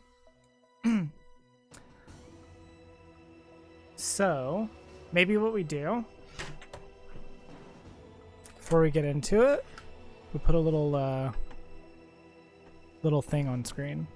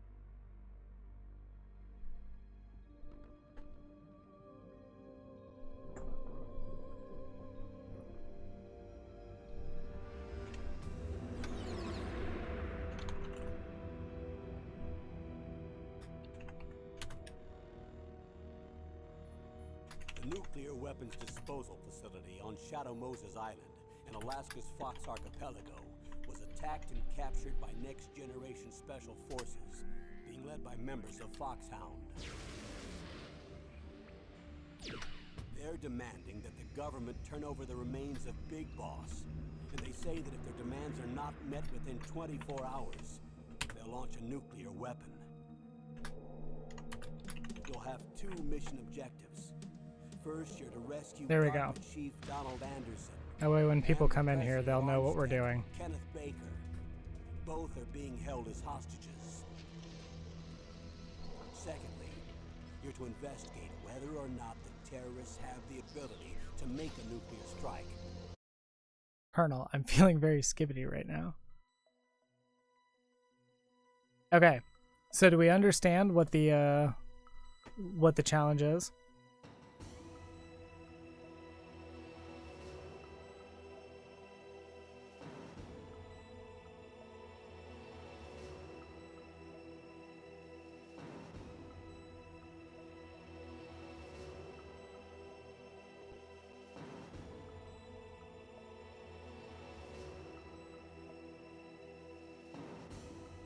Okay, so this is a challenge that I have actually done before. Little bit of backstory. Long ago, I used to do like just straight up Let's Play content.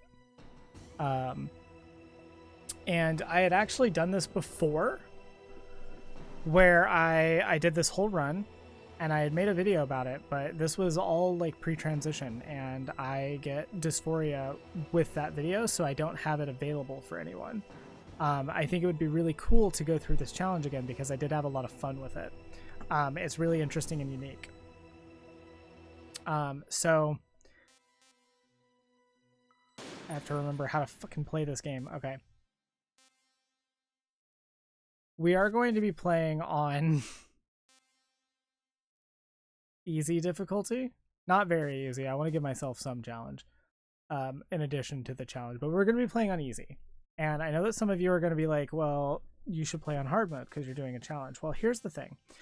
The challenge is coming from the rules that I have placed on this and not from the difficulty of the game. If I wanted to do a challenge based on the difficulty of the game, I would just play the game at that difficulty. Because the game is going to be hard on hard mode, whether I have access to my full range of things or not.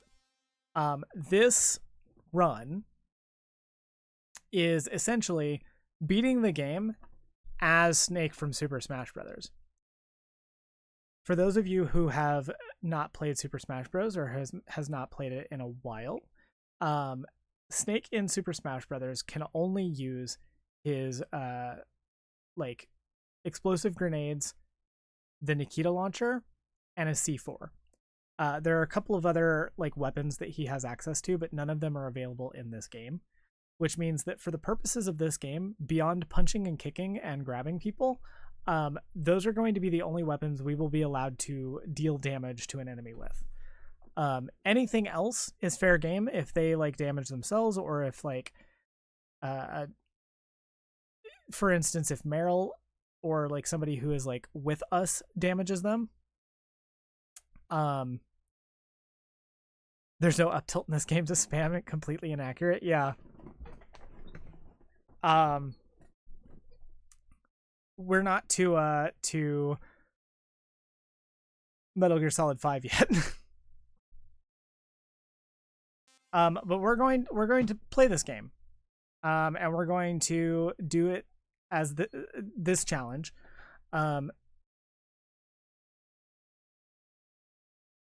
Something I want to maybe do. I don't know if I can do it now.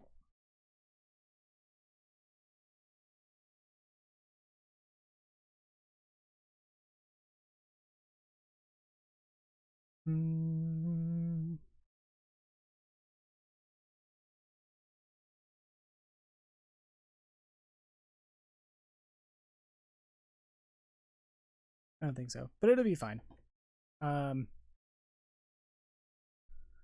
Yeah, people like Meryl are just cis trophies.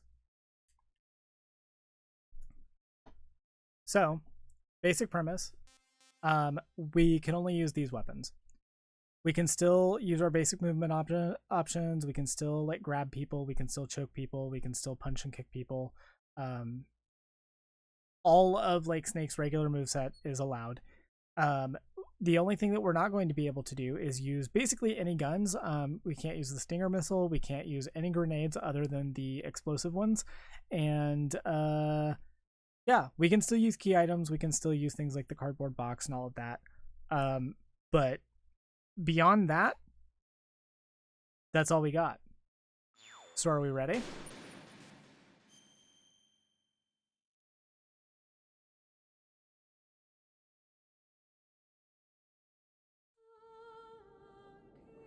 I will let the community vote whether or not we watch cutscenes, though. When this is eventually made into a video, they'll be cut out, but...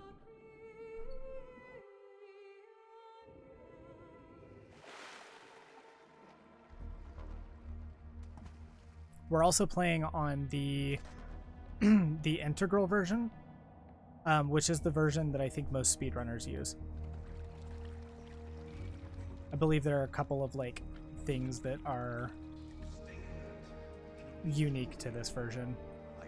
To my understanding, because I am playing using the Master Collection, my understanding is that glitches, like most of the glitches that worked on the original version of these games, should still work. But I don't know. Glitches are allowed if we can do them. It's just up to whether or not I'm good at video games.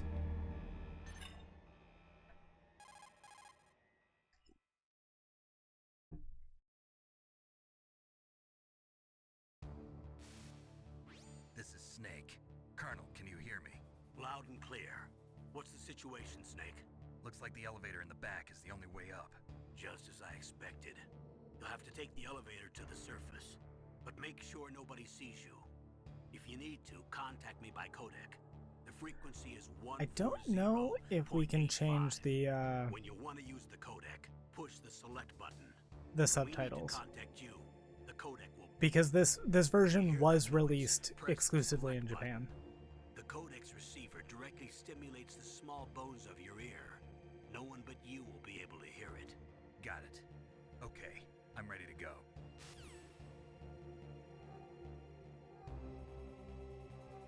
All right, let's go.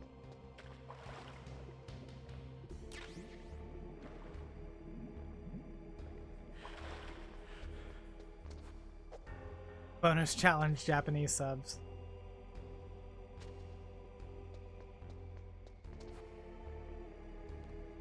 Oh. Hi.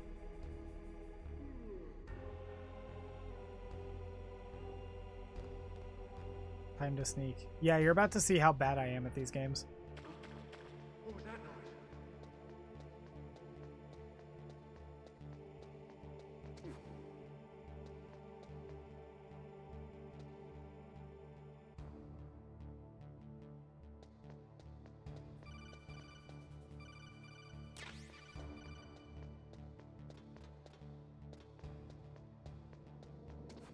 We don't care. We just have to wait this out.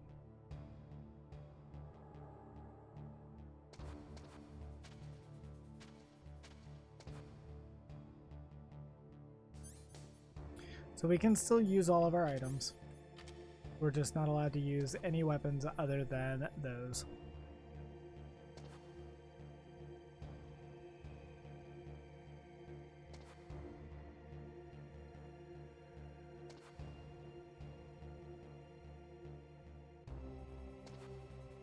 I don't know about that, Storm.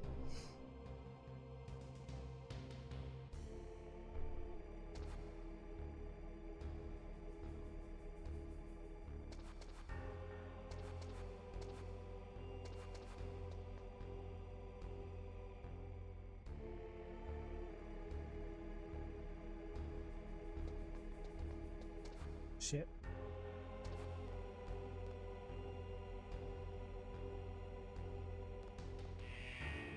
Ah, here we go.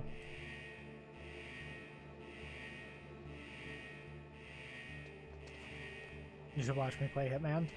I've never played that game.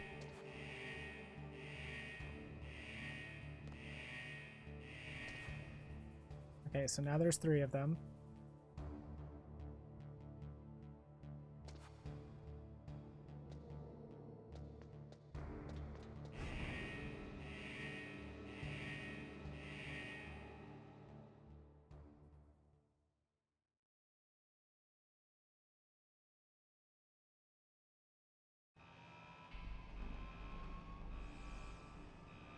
All right, now time for us to take our clothes off.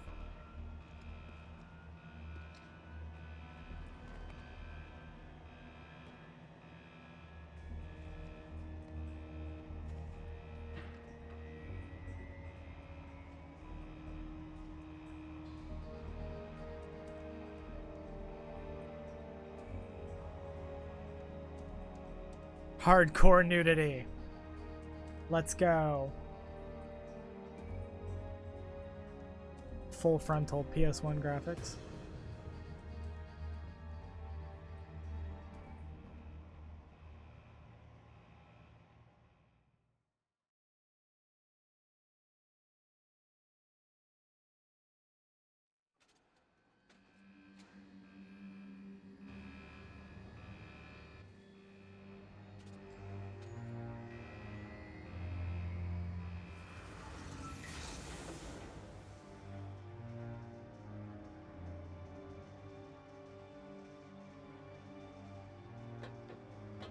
Not safe for work, Metal Gear speedrun. Metal Gear Solid nipple %?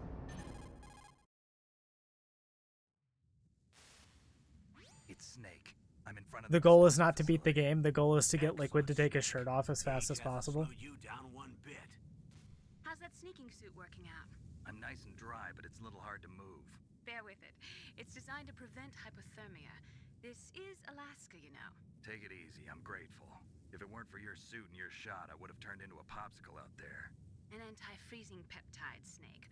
All of the genome soldiers in this exercise are using it. I see. I'm relieved to hear that. Already tested, huh? By the way, how's the diversionary operation going? 2 F-16s just took off from Galena and are headed your way. The terrorist radar should have already picked them up.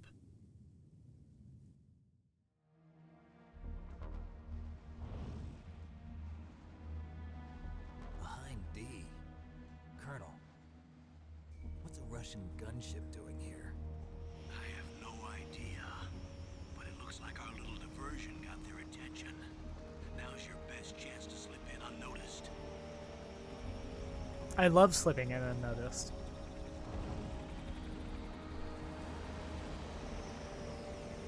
The goal is to get a lesbian relationship with Naomi.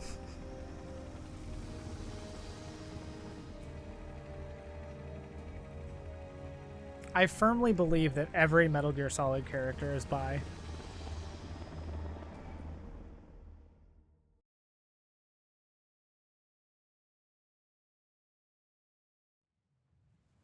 There are only 18 hours left until their deadline. You've got to hurry. Wow, you must be crazy to fly hind in this kind of weather. Who's that? Oh, sorry. I haven't introduced you to yet. This is Mei Ling. She was assigned to us as our visual and data processing specialist. She designed your codec, as well as your Soliton radar system. Contact her if you have any questions about either of them. Nice to meet you, Snake. It's an honor to speak to a living legend like yourself. What's wrong? Nothing. I just didn't expect a world-class designer of military technology to be so cute. You're just flattering me. No, I'm serious. Well, I know I won't be bored for the next 18 hours. Come on. I can't believe I'm being hit on by the famous Solid I Snake. just need Snake to But, talk to I'm Otacon this way. surprised. You're very frank for a trained killer. Looks like we both have a lot to learn about each other. Please. Yeah. I'm looking forward to learning about the man behind the legend. But first, let me I've read explain enough about fan the fiction. Soliton I need the radar real system. thing. The bright dot in the middle is you, Snake. The red dots are your enemies, and the blue cone shape represents their field of vision. Be careful, Snake. The genome soldiers have highly developed senses of hearing and vision due to their gene therapy. Make sure you don't let them see you. First, I want you to infiltrate the disposal site and look for the DARPA chief. The DARPA chief was injected with the same GPS transmitting nanomachines as you. He should appear on your radar as a green dot. Get whatever information you can from him about the terrorists. If he's alive, that is.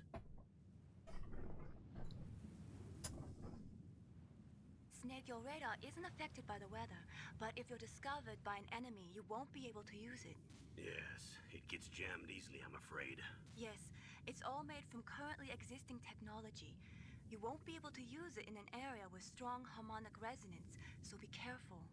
We'll be monitoring your Somebody movements needs to by radar, mod so the contact us ending of by Metal Gear code Solid anytime. 3. Star. Got it. I'll call if I'm feeling lonely. Seriously, Snake, we're here to back you up, so call if you need some information or advice. I'm also in charge of your mission data. Contact me if you want me to record your current status. My frequency is 140.96. It's a dedicated frequency for saving data. Don't forget it. Remember, except for your binoculars, you're naked. You need to arm yourself with whatever weapons you can find. I know, we remember. already established this, First Colonel. I'm strip searched by Dr. Naomi here, and then all my weapons are taken away. Imagine yourself put in that position. Imagine having to Make it back swim in one piece, maybe in I'll let you do a Alaska, strip search on me. completely naked. I'll hold you to that, Doctor. By the way, sorry to disappoint, but I I did manage to smuggle out my am smoke. upset that the How did remake you is do that? happening, but I My am stomach, going to get it. Thanks to the shot you gave me that suppressed my stomach acids. That's my Alright. thoughts. How are those going to help you? You never know.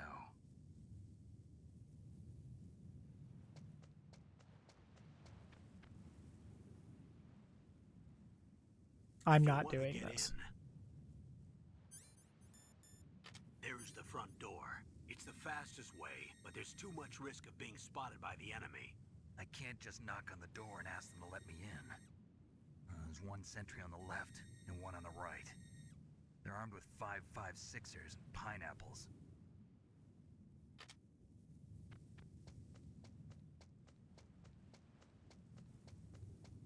I haven't played Silent Hill 2 yet.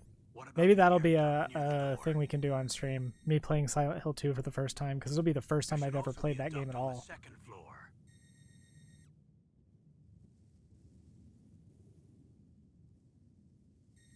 I can't see it from here.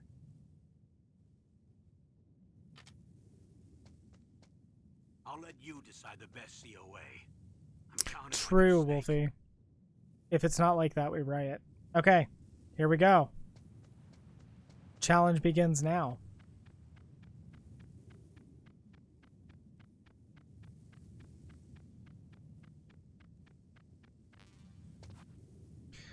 The important thing to know about Integral is it is a little bit different from Surveillance camera? the rest, like every other version of this game, and that's because it is like the PC port. So I think there are things that are unique to this game that were not in the original, as far as like unique little quirks.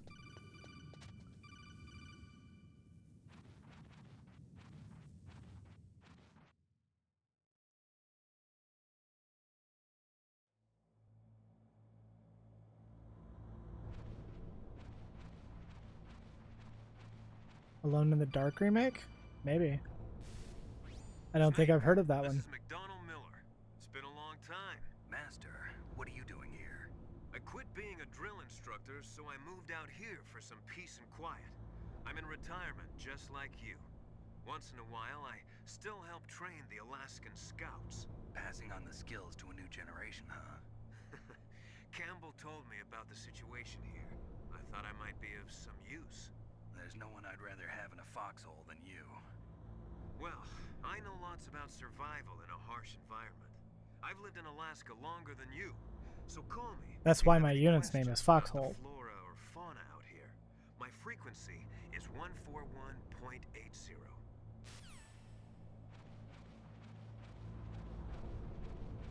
Okay.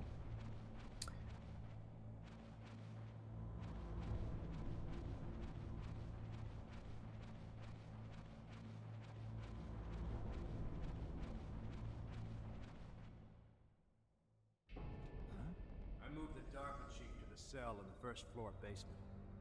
What about the vent shaft cleaning? They just opened the vent covers. They're about to start spraying for rats. Good to actually see the visuals when you're playing this time. Yeah. Basement ventilation shaft. Shut those covers as soon as they're done spraying.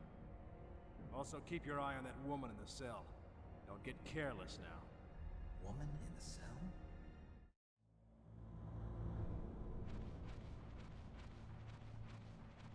Snake's like a woman. Colonel, you didn't tell me a woman would be here.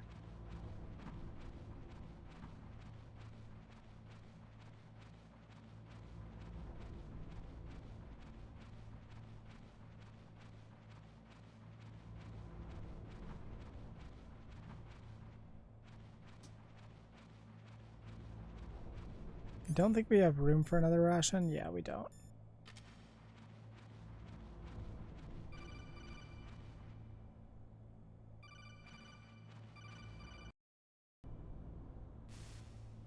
Press the action button to drop down. Thanks, Dad. Oh, shit.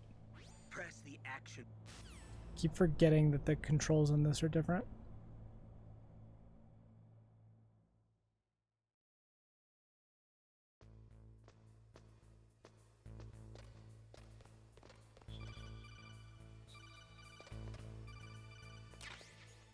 Okay, we have chaff grenades, which we can't use.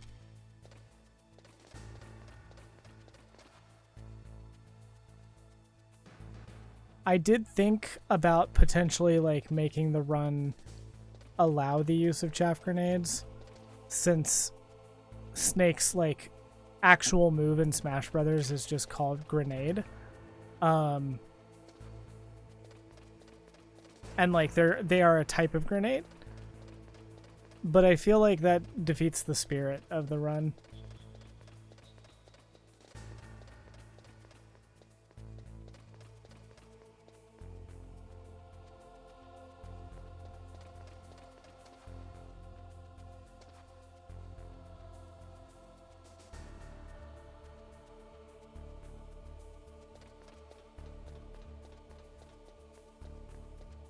Oh shit.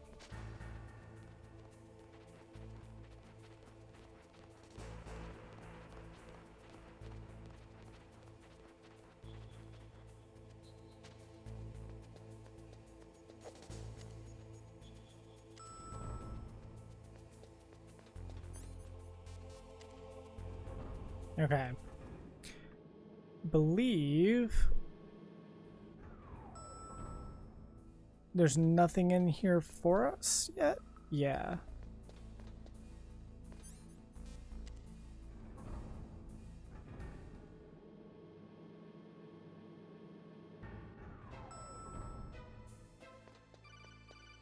Okay, so each so there is a thing that we can do.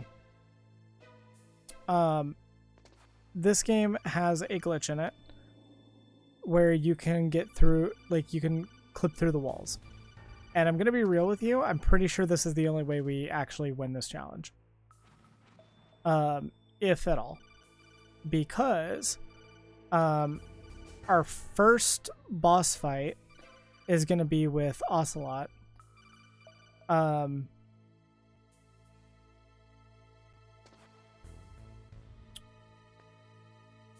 And can be done, I think, without a gun. But there are a couple of there is one specific fight that if any of you have played Metal Gear, you're probably thinking of, is going to be really difficult to do under the current rules because the way it is intended to be done is, oh my god, is not possible under the rule set. And that is with Sniper Wolf. So we're gonna have to like try to do this glitch, and this glitch is not easy, but it is one that I have done before. Basically, you just have to get Snake like waist up, and what we're gonna do is we are going to like try to stand up out of this vent and then look up, all in like one motion. And if it works, we will clip out of bounds.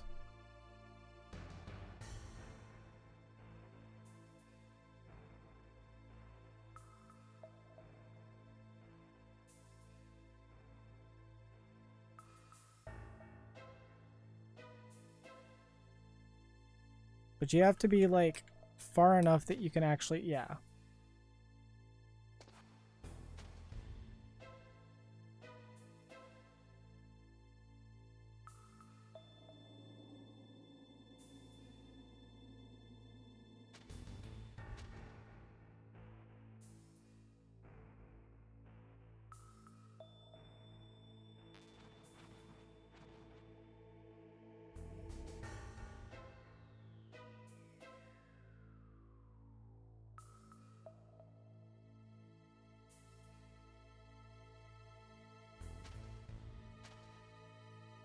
Because when Snake stands up, he will like slightly clip into the wall.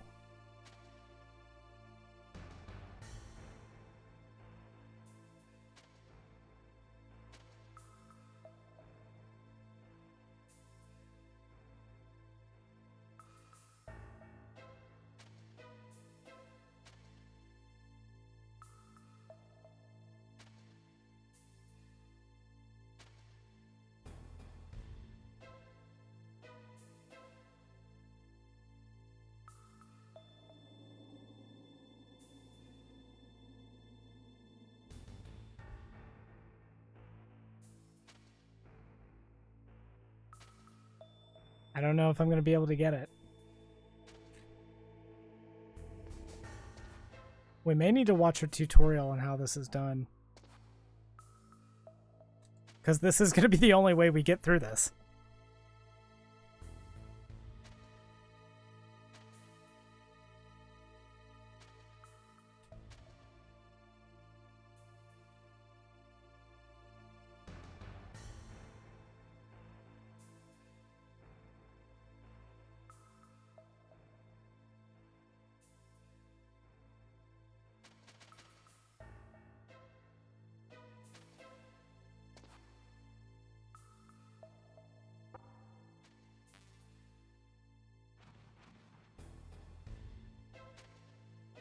Pixel slide, yeah.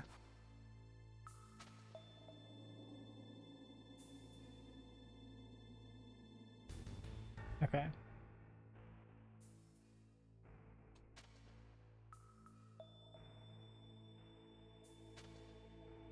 Oh, that's right. I was setting it up wrong. Okay. Yeah, so we want to get Snake in just before he is going to, like, go into the thing. And then while we're looking up, hopefully...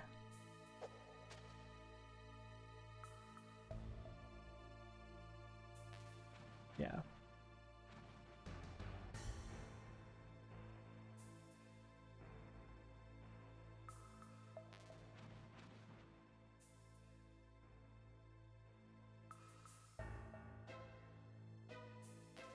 God damn it.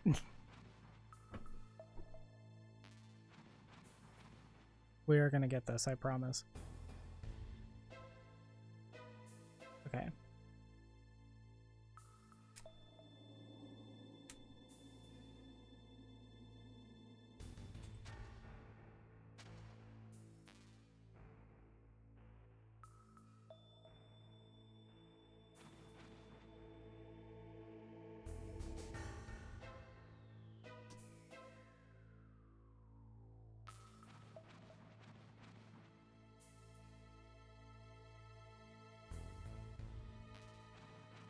Fuck, dude. Okay, I think we stop right there. We need to look up, and then we need to, like, stand up and then go out of the first person mode at the same time, I think.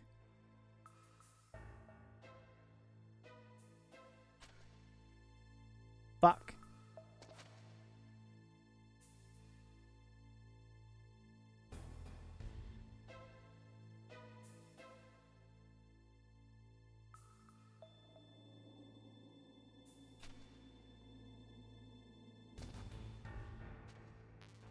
I apologize if this gameplay is boring, but this is what it's like learning how to do these glitches.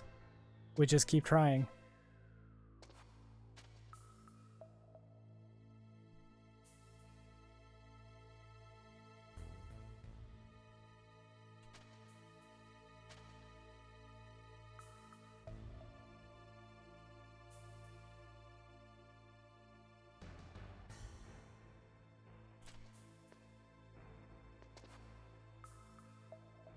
The goal here is once we get clipped into, like, get clipped through the wall, we can run around.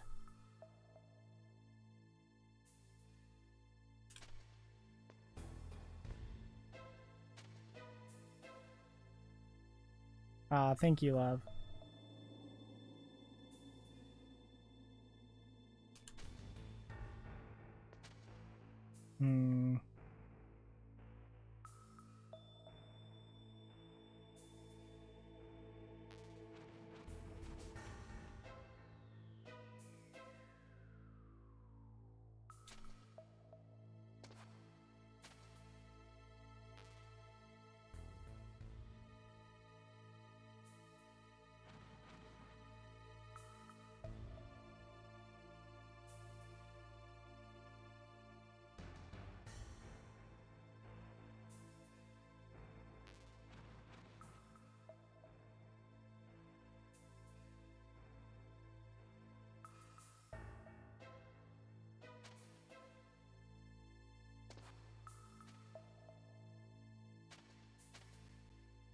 Your confidence, while misplaced, is very appreciated.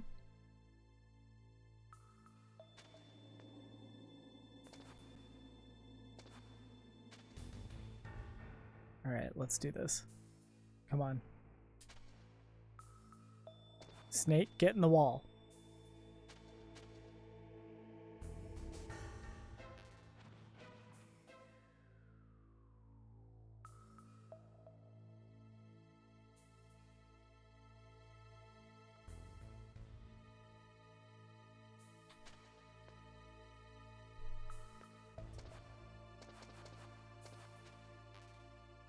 I have seen this done before. I know I've watched a tutorial on doing it before, because I have done this once. It is probably much harder to do on a controller than it is to do keyboard and mouse. Let's refresh our minds.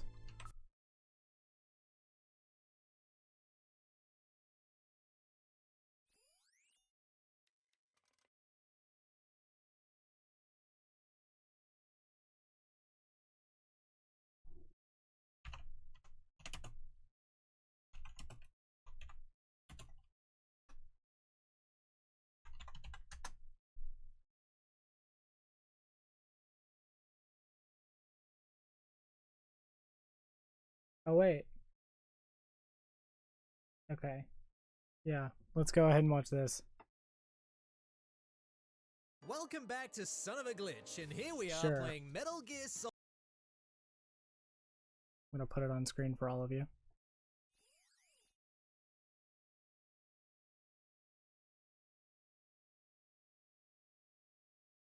There we go.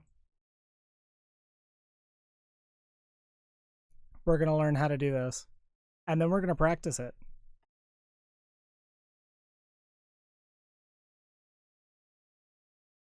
Vent glitch. Fair. This glitch is known as the vent glitch, and is usually performed in, well, a vent. Seems obvious, really. Have Snake go prone at the entrance of a vent you can crawl in, and back him into the vent roughly up to his knees. Now go into first person view with triangle and look up, then release those buttons and immediately press X to have Snake stand. If you do this correctly, Snake should now be standing up, but on the other side of the wall. This Okay, so I was doing everything correctly. I don't think I have them lined up properly, though.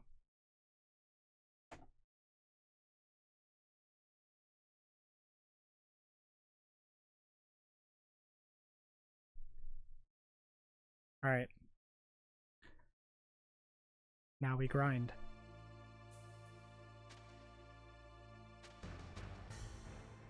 Roughly up to his knees, they said. Yeah. Hold up, and then press X and let go of the buttons at the same time. Fuck.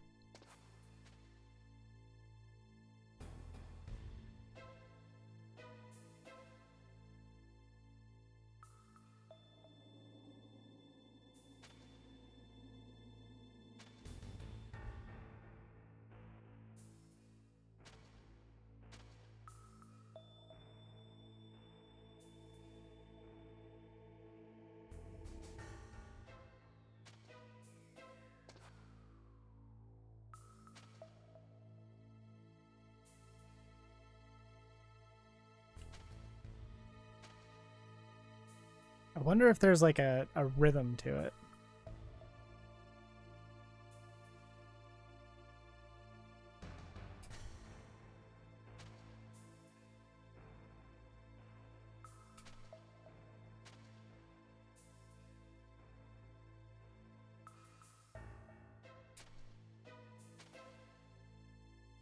I feel like we're so close to getting it.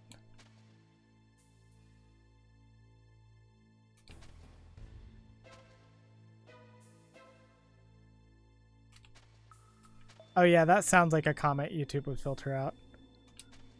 But it is true, Snake does need to insert himself into the hole. Step 1 to any vent clip is to insert your snake into the hole.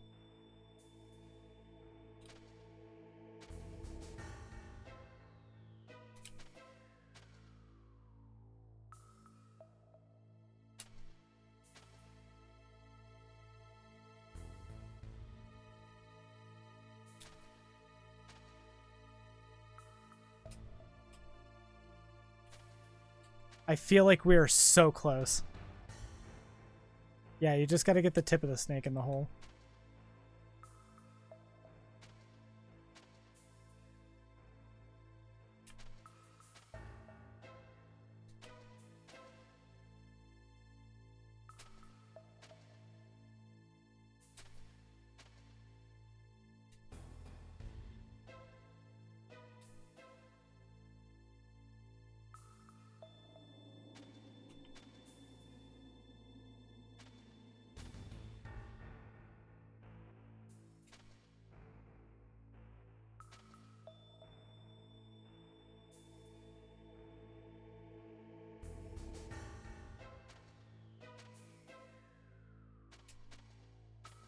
Come on.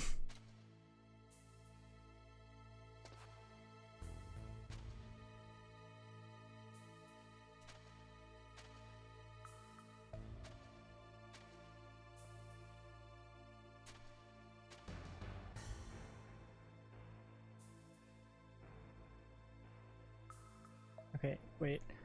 What is defined as his knees in the vent? Do we put full knees in, or do we do like that?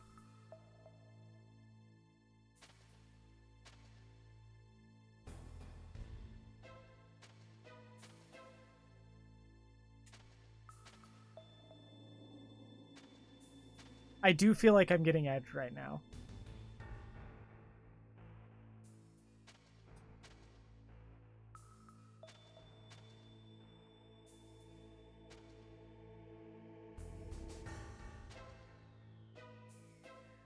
Edge play, but you can't come until you do a glitch in a video game.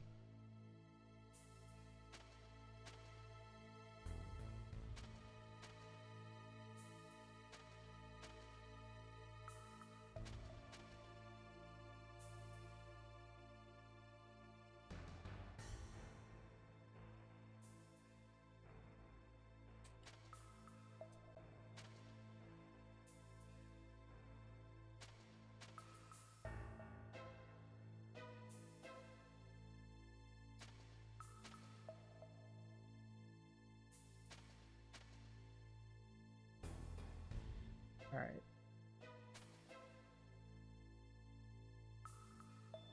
See you later, Storm.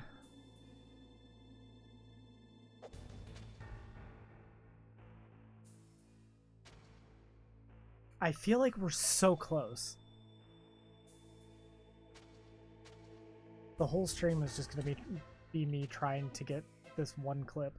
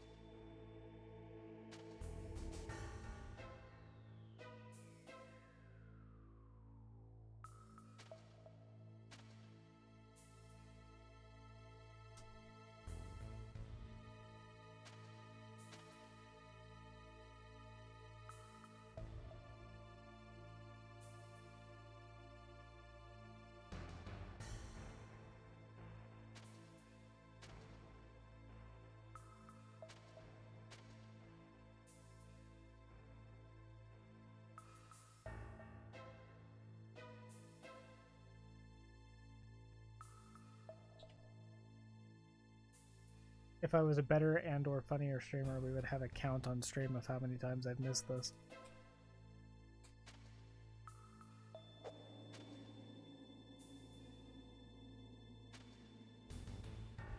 I feel like we should have a death counter too.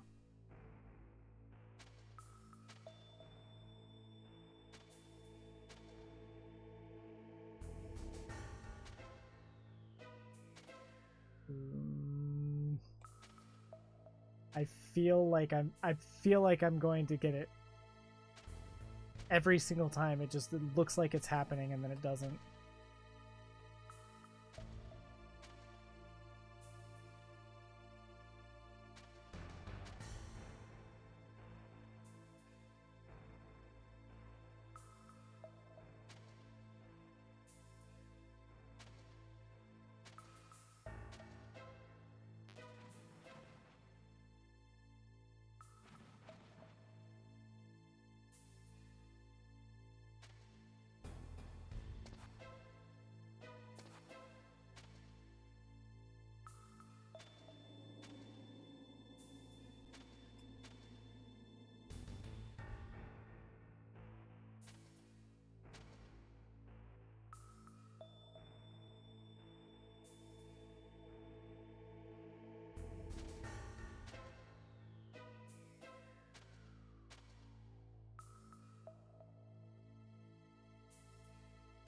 I need to manifest the skills of a Metal Gear Solid speedrunner.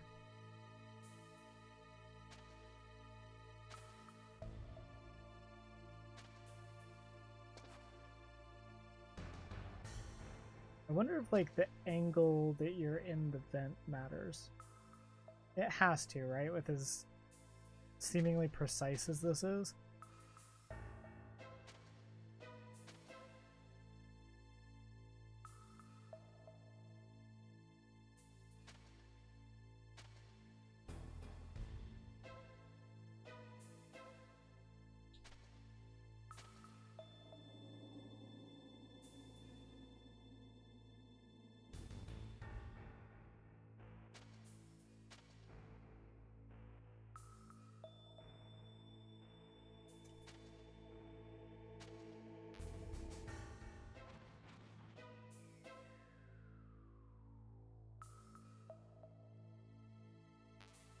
I want to try.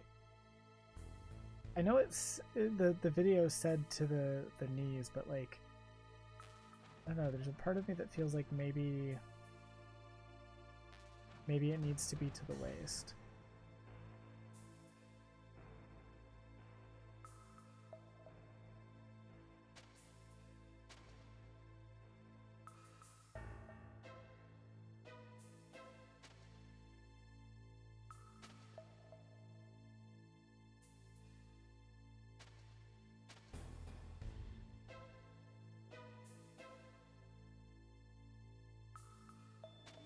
It's gonna be so magical when I actually do this.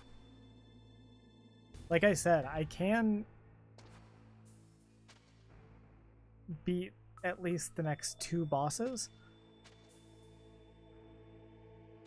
But if we do this correctly, I'll be able to skip Sniper Wolf entirely.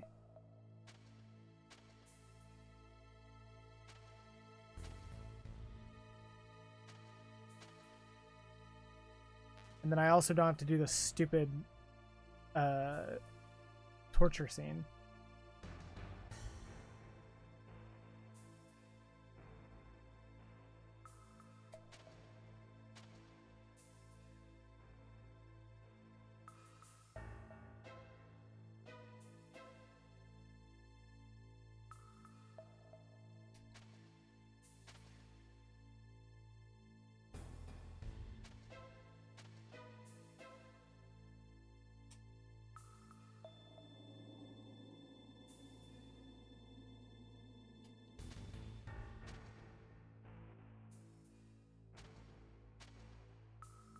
Come on, you can do this, Snake. I believe in you.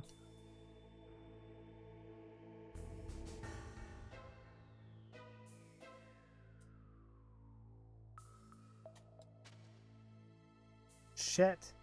That felt like it was gonna be it.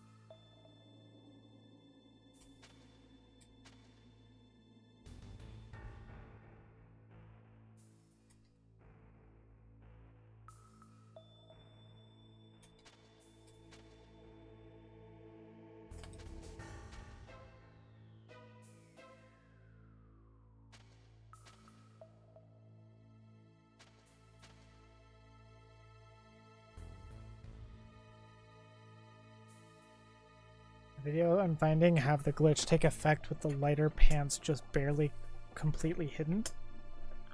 So like, yeah, right at the waist.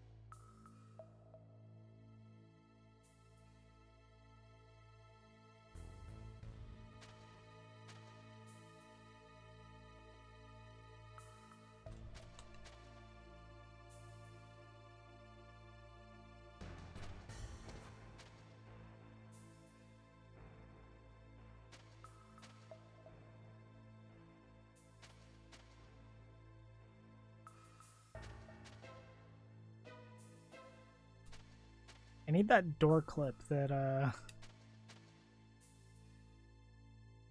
that was found randomly. I need that moment to happen to me.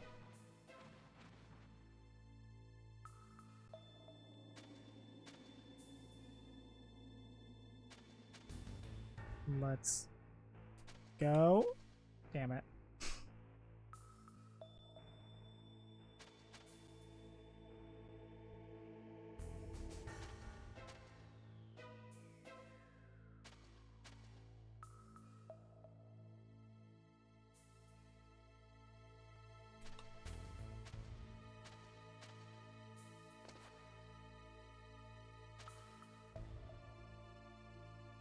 Okay.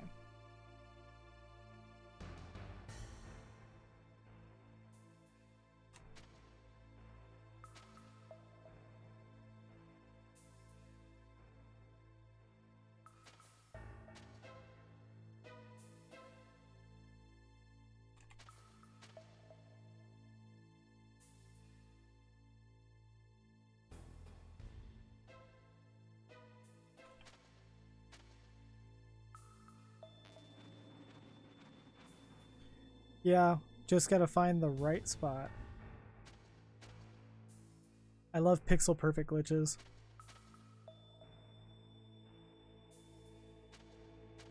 They're my favorite.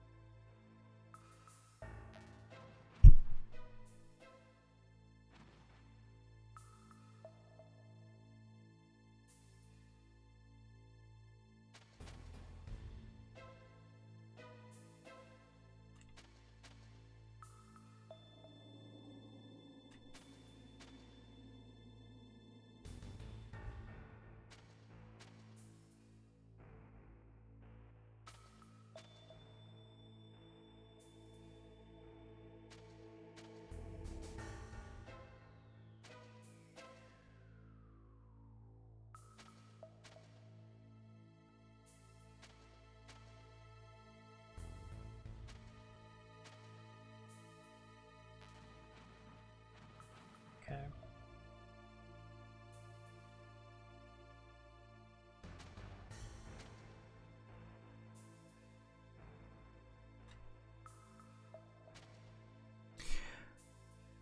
All right. So I have an issue. The issue is that I am going to have to get going soon. So for purposes of this, we're just going to continue on and pretend that we don't need to do this. And then maybe we'll come back and try to do like event clip later to get out of like a bind if we need to.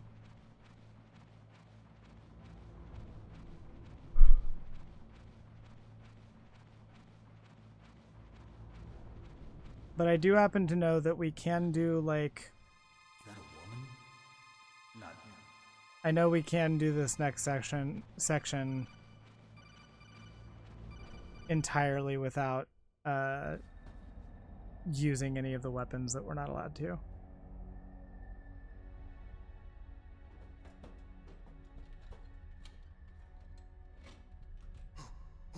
Because this will not be the only opportunity that we have to come to this place and to do this vent clip. I'm here to save you. You're the DARPA chief, Donald Anderson, right? You here to save me, huh? What's your outfit? I'm the pawn they sent here to save your worthless butt. Really? It's true. You don't look like one of them. In that case, hurry up and get me out of here. Slow down. Don't worry. First, I want some information about the terrorists. The terrorists? Do they really have the ability to launch a nuke? What are you talking about? The terrorists are threatening the White House. They say if they don't accede to their demands, they'll launch a nuclear weapon. Sweet Jesus. Is it possible? It's possible. They could launch a nuke. How do they plan to launch? I thought this place was just for keeping the By detonated pressing a warheads. button. They shouldn't have access to a missile.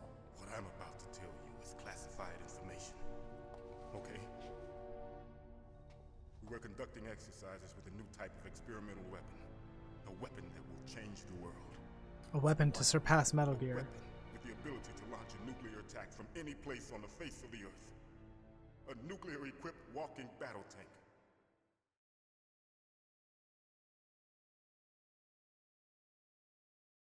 Metal Gear.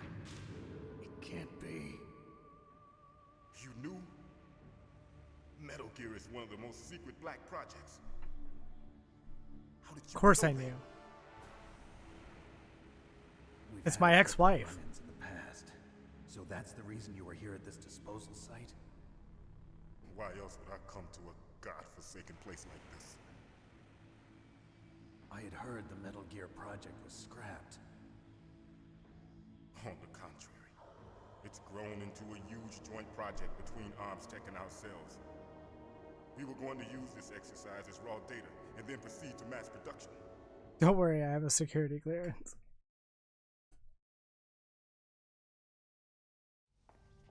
If it hadn't been for the revolution, Revolution? Rex has fallen into the hands of terrorists. Rex? Metal Gear Rex. The code name for the new Metal Gear prototype. They're probably already finished arming the warhead they plan to use with Rex.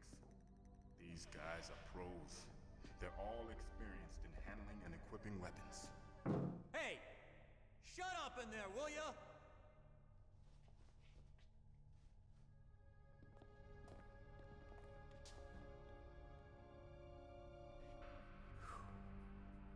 But I thought that all nuclear warheads were equipped with safety measures.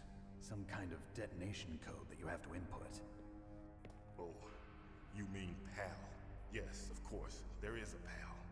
It's set up so that you need to input 2 different passwords in order to launch the device. There are 2 passwords? Yes, Baker knows one, and I know one. Baker? The president of ArmsTech? That's right. Each of us needs to input our password, or there can be no launch. But they found out my password. You talked? Psycho Mantis can read people's minds. You can't resist. Psycho He also Mantis. tickled me really hard. One of the members of Foxhound. He has psychic powers. This is bad. It's just a matter of time before they get Baker's too. If they find out Baker's password... What if they tickle him? They'll be able to launch a nuke anytime. But there is a way to stop the launch. What? The card keys. Card keys? They were designed by ArmsTech, the system developers, as an emergency override. Even without the passwords, you can just insert the card keys and engage the safety lock. And if I do that? Yes. You can stop the launch. No tickling required. That card key. Tickles of liberty. So where are the keys? Baker should have them. Listen, you need 3 card keys. There are 3 different slots to put them in. You need to insert a card into each one of them. Okay, 3 card keys. Do you know where they might be keeping Baker? You can do cold reads like you never believe, Somewhere in the Snake. I thought my second floor long-lost grandfather needed Second the floor codes in basement. order to move on to the I other heard side. the guards say they moved him to an area that has a lot of electronic jamming. Any other clues? Yes, they cemented over the entrances, but didn't have enough time to paint them. Why don't you look for the areas where the walls are a different color? Here, take this. It's my ID card. It'll open any level 1 security door. It's called a PAN card. It works Why together with your body's does own the electrical DARPA chief only have a Personal level area 1 network, card? Huh? transmits data using the salts in your body as the transmission medium. As you approach the door's security devices, they'll read the data stored in the card. And the doors will open automatically. Gotcha. Okay, I'm gonna get you out of here. Wait a minute. What is it? You haven't heard any other way to disarm the PAL, have you? From your bosses or anyone? No. Are you sure you haven't heard anything? I just said no. So does the White House plan to give in to the terrorists' demands? That's their problem. It has nothing to do with So my does the orders. White House plan to tickle us too? What about the Pentagon? Pentagon? What is it?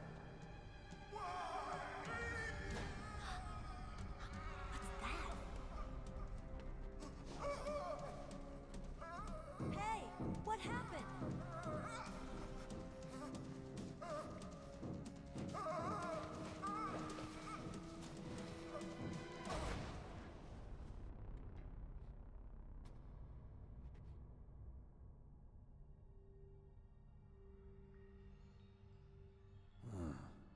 Dead.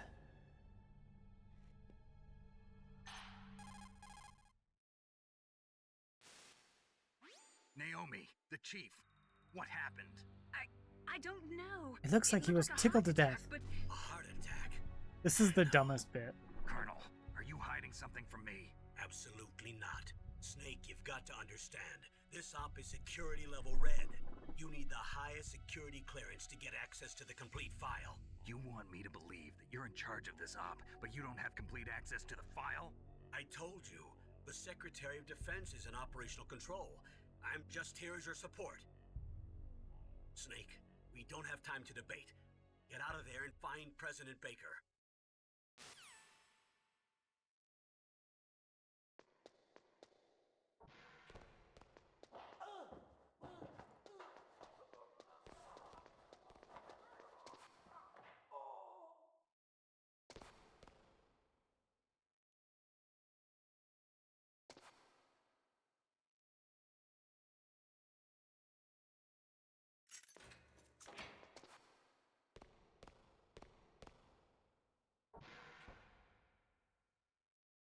Oh, I never knew that this was the angle that the camera would go to.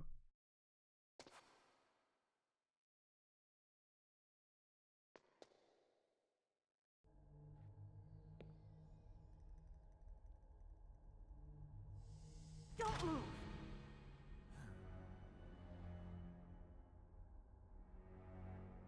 So you killed the chief, you bastard! Liquid? No, you're not. Don't move! Is this the first time you ever pointed a gun at a person? Your hands are shaking. Can you shoot me, rookie? Careful, I'm no rookie. Liar. That nervous glance, that scared look in your eyes. They're rookie's eyes if I ever saw them. You've never shot a person, am I right?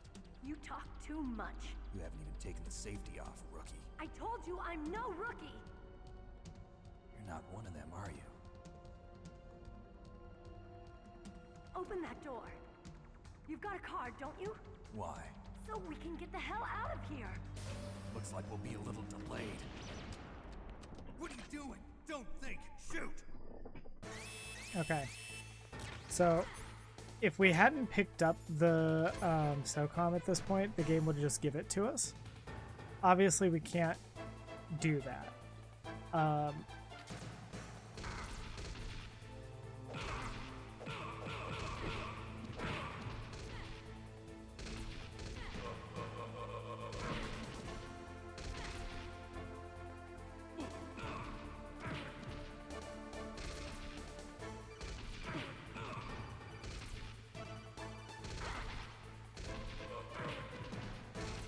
So we gotta get these guys out the slow way. It's a good thing this isn't a no damage run.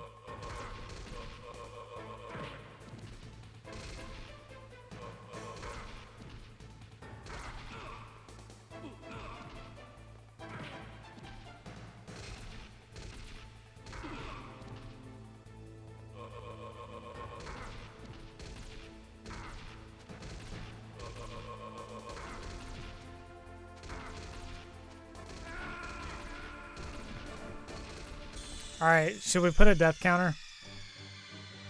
Why not?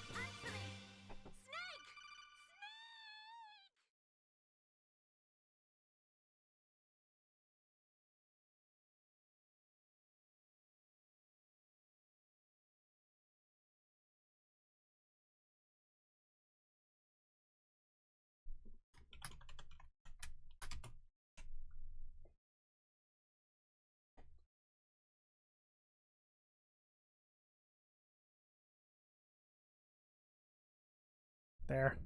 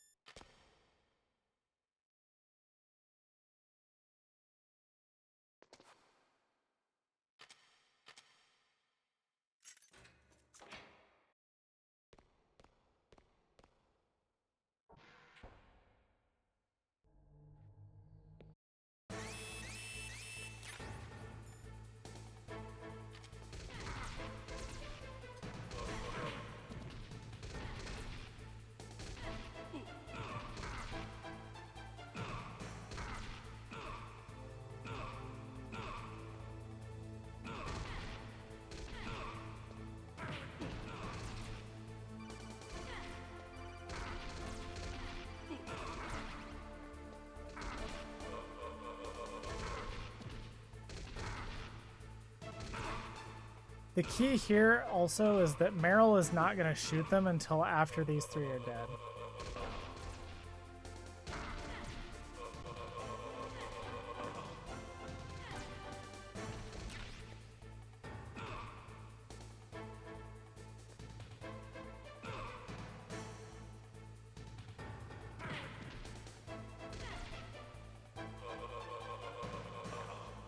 There we go. What are you waiting for? Shoot! Don't talk to me like a rookie. I'm telling you, shoot!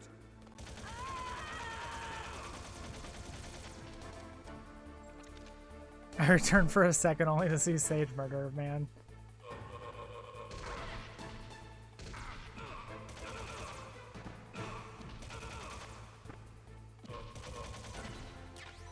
There we go.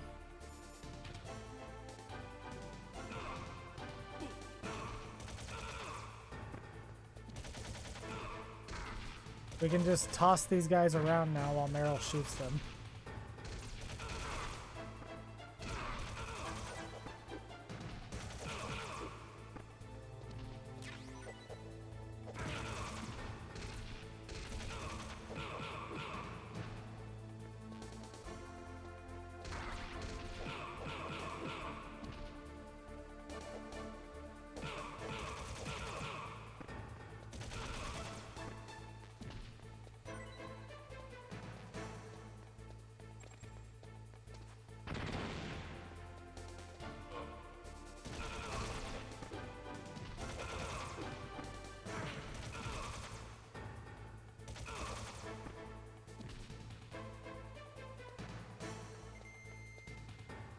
There we go. Fight over. Didn't even need to use a gun. Thanks for the help. Wait! Who are you? Tossing guys in front of Meryl. I'm sure that's a Rule 34 search. This whole game is a Rule 34 search. You fool! You've killed him! I'm sorry, sir. You've killed him. Was very strong. I could not dive into his mind. I could not tickle him well enough. Detonation code. Boss, I have a good idea.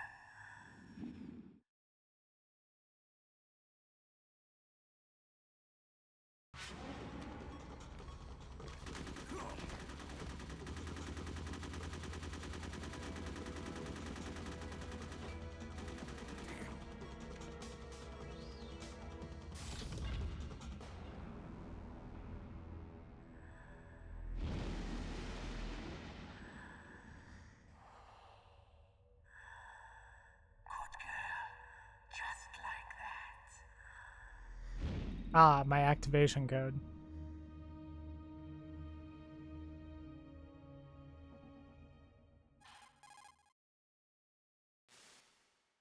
Naomi, I just had some kind of hallucination. Is it from the nanomachines? No, Snake. The nanomachines are functioning properly. So what was it? It must have been psychometric interference coming from Psycho Mantis, Foxhound's psychic. Think of it as a mental feedback loop. So that was Mantis. Okay. We're going to give the vent clip one more good college try. And then if we don't get it, I think I'm gonna end stream.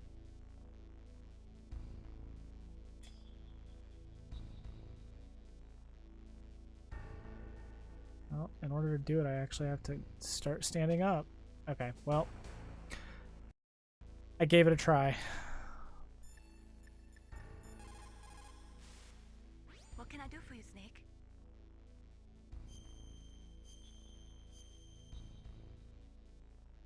Okay.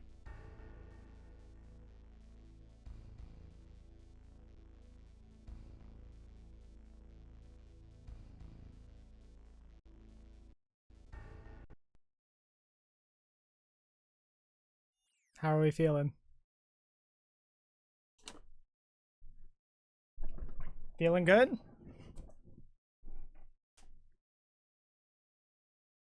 Unfortunately, I don't have a lot of time. I do have to go to bed early today.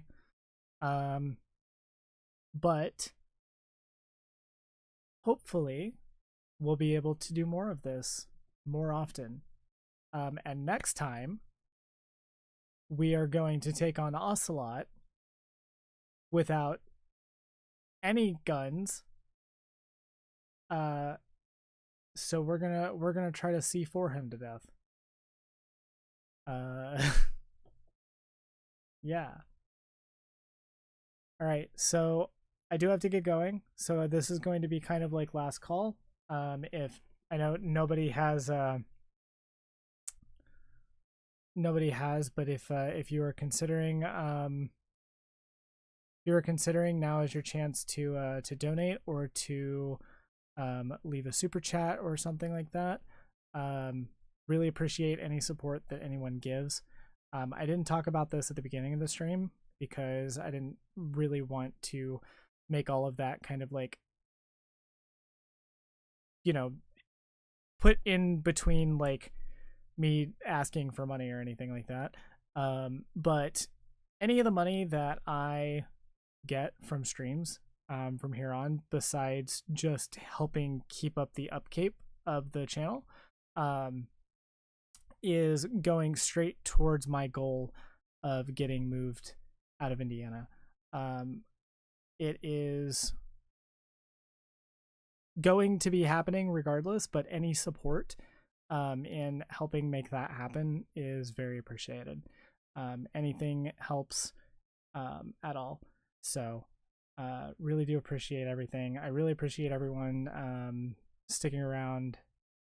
It's really nice to see that after all this time, people still want to be here. I really appreciate all of you. So anyway, thank you for being here. Be sure to leave a like on the stream, leave a comment, subscribe to the channel if you're not. Subscribe to the second channel too.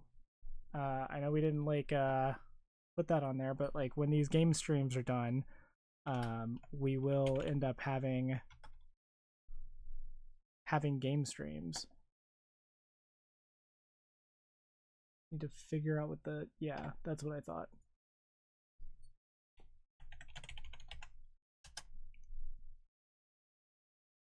There we go. And subscribe to the second channel too.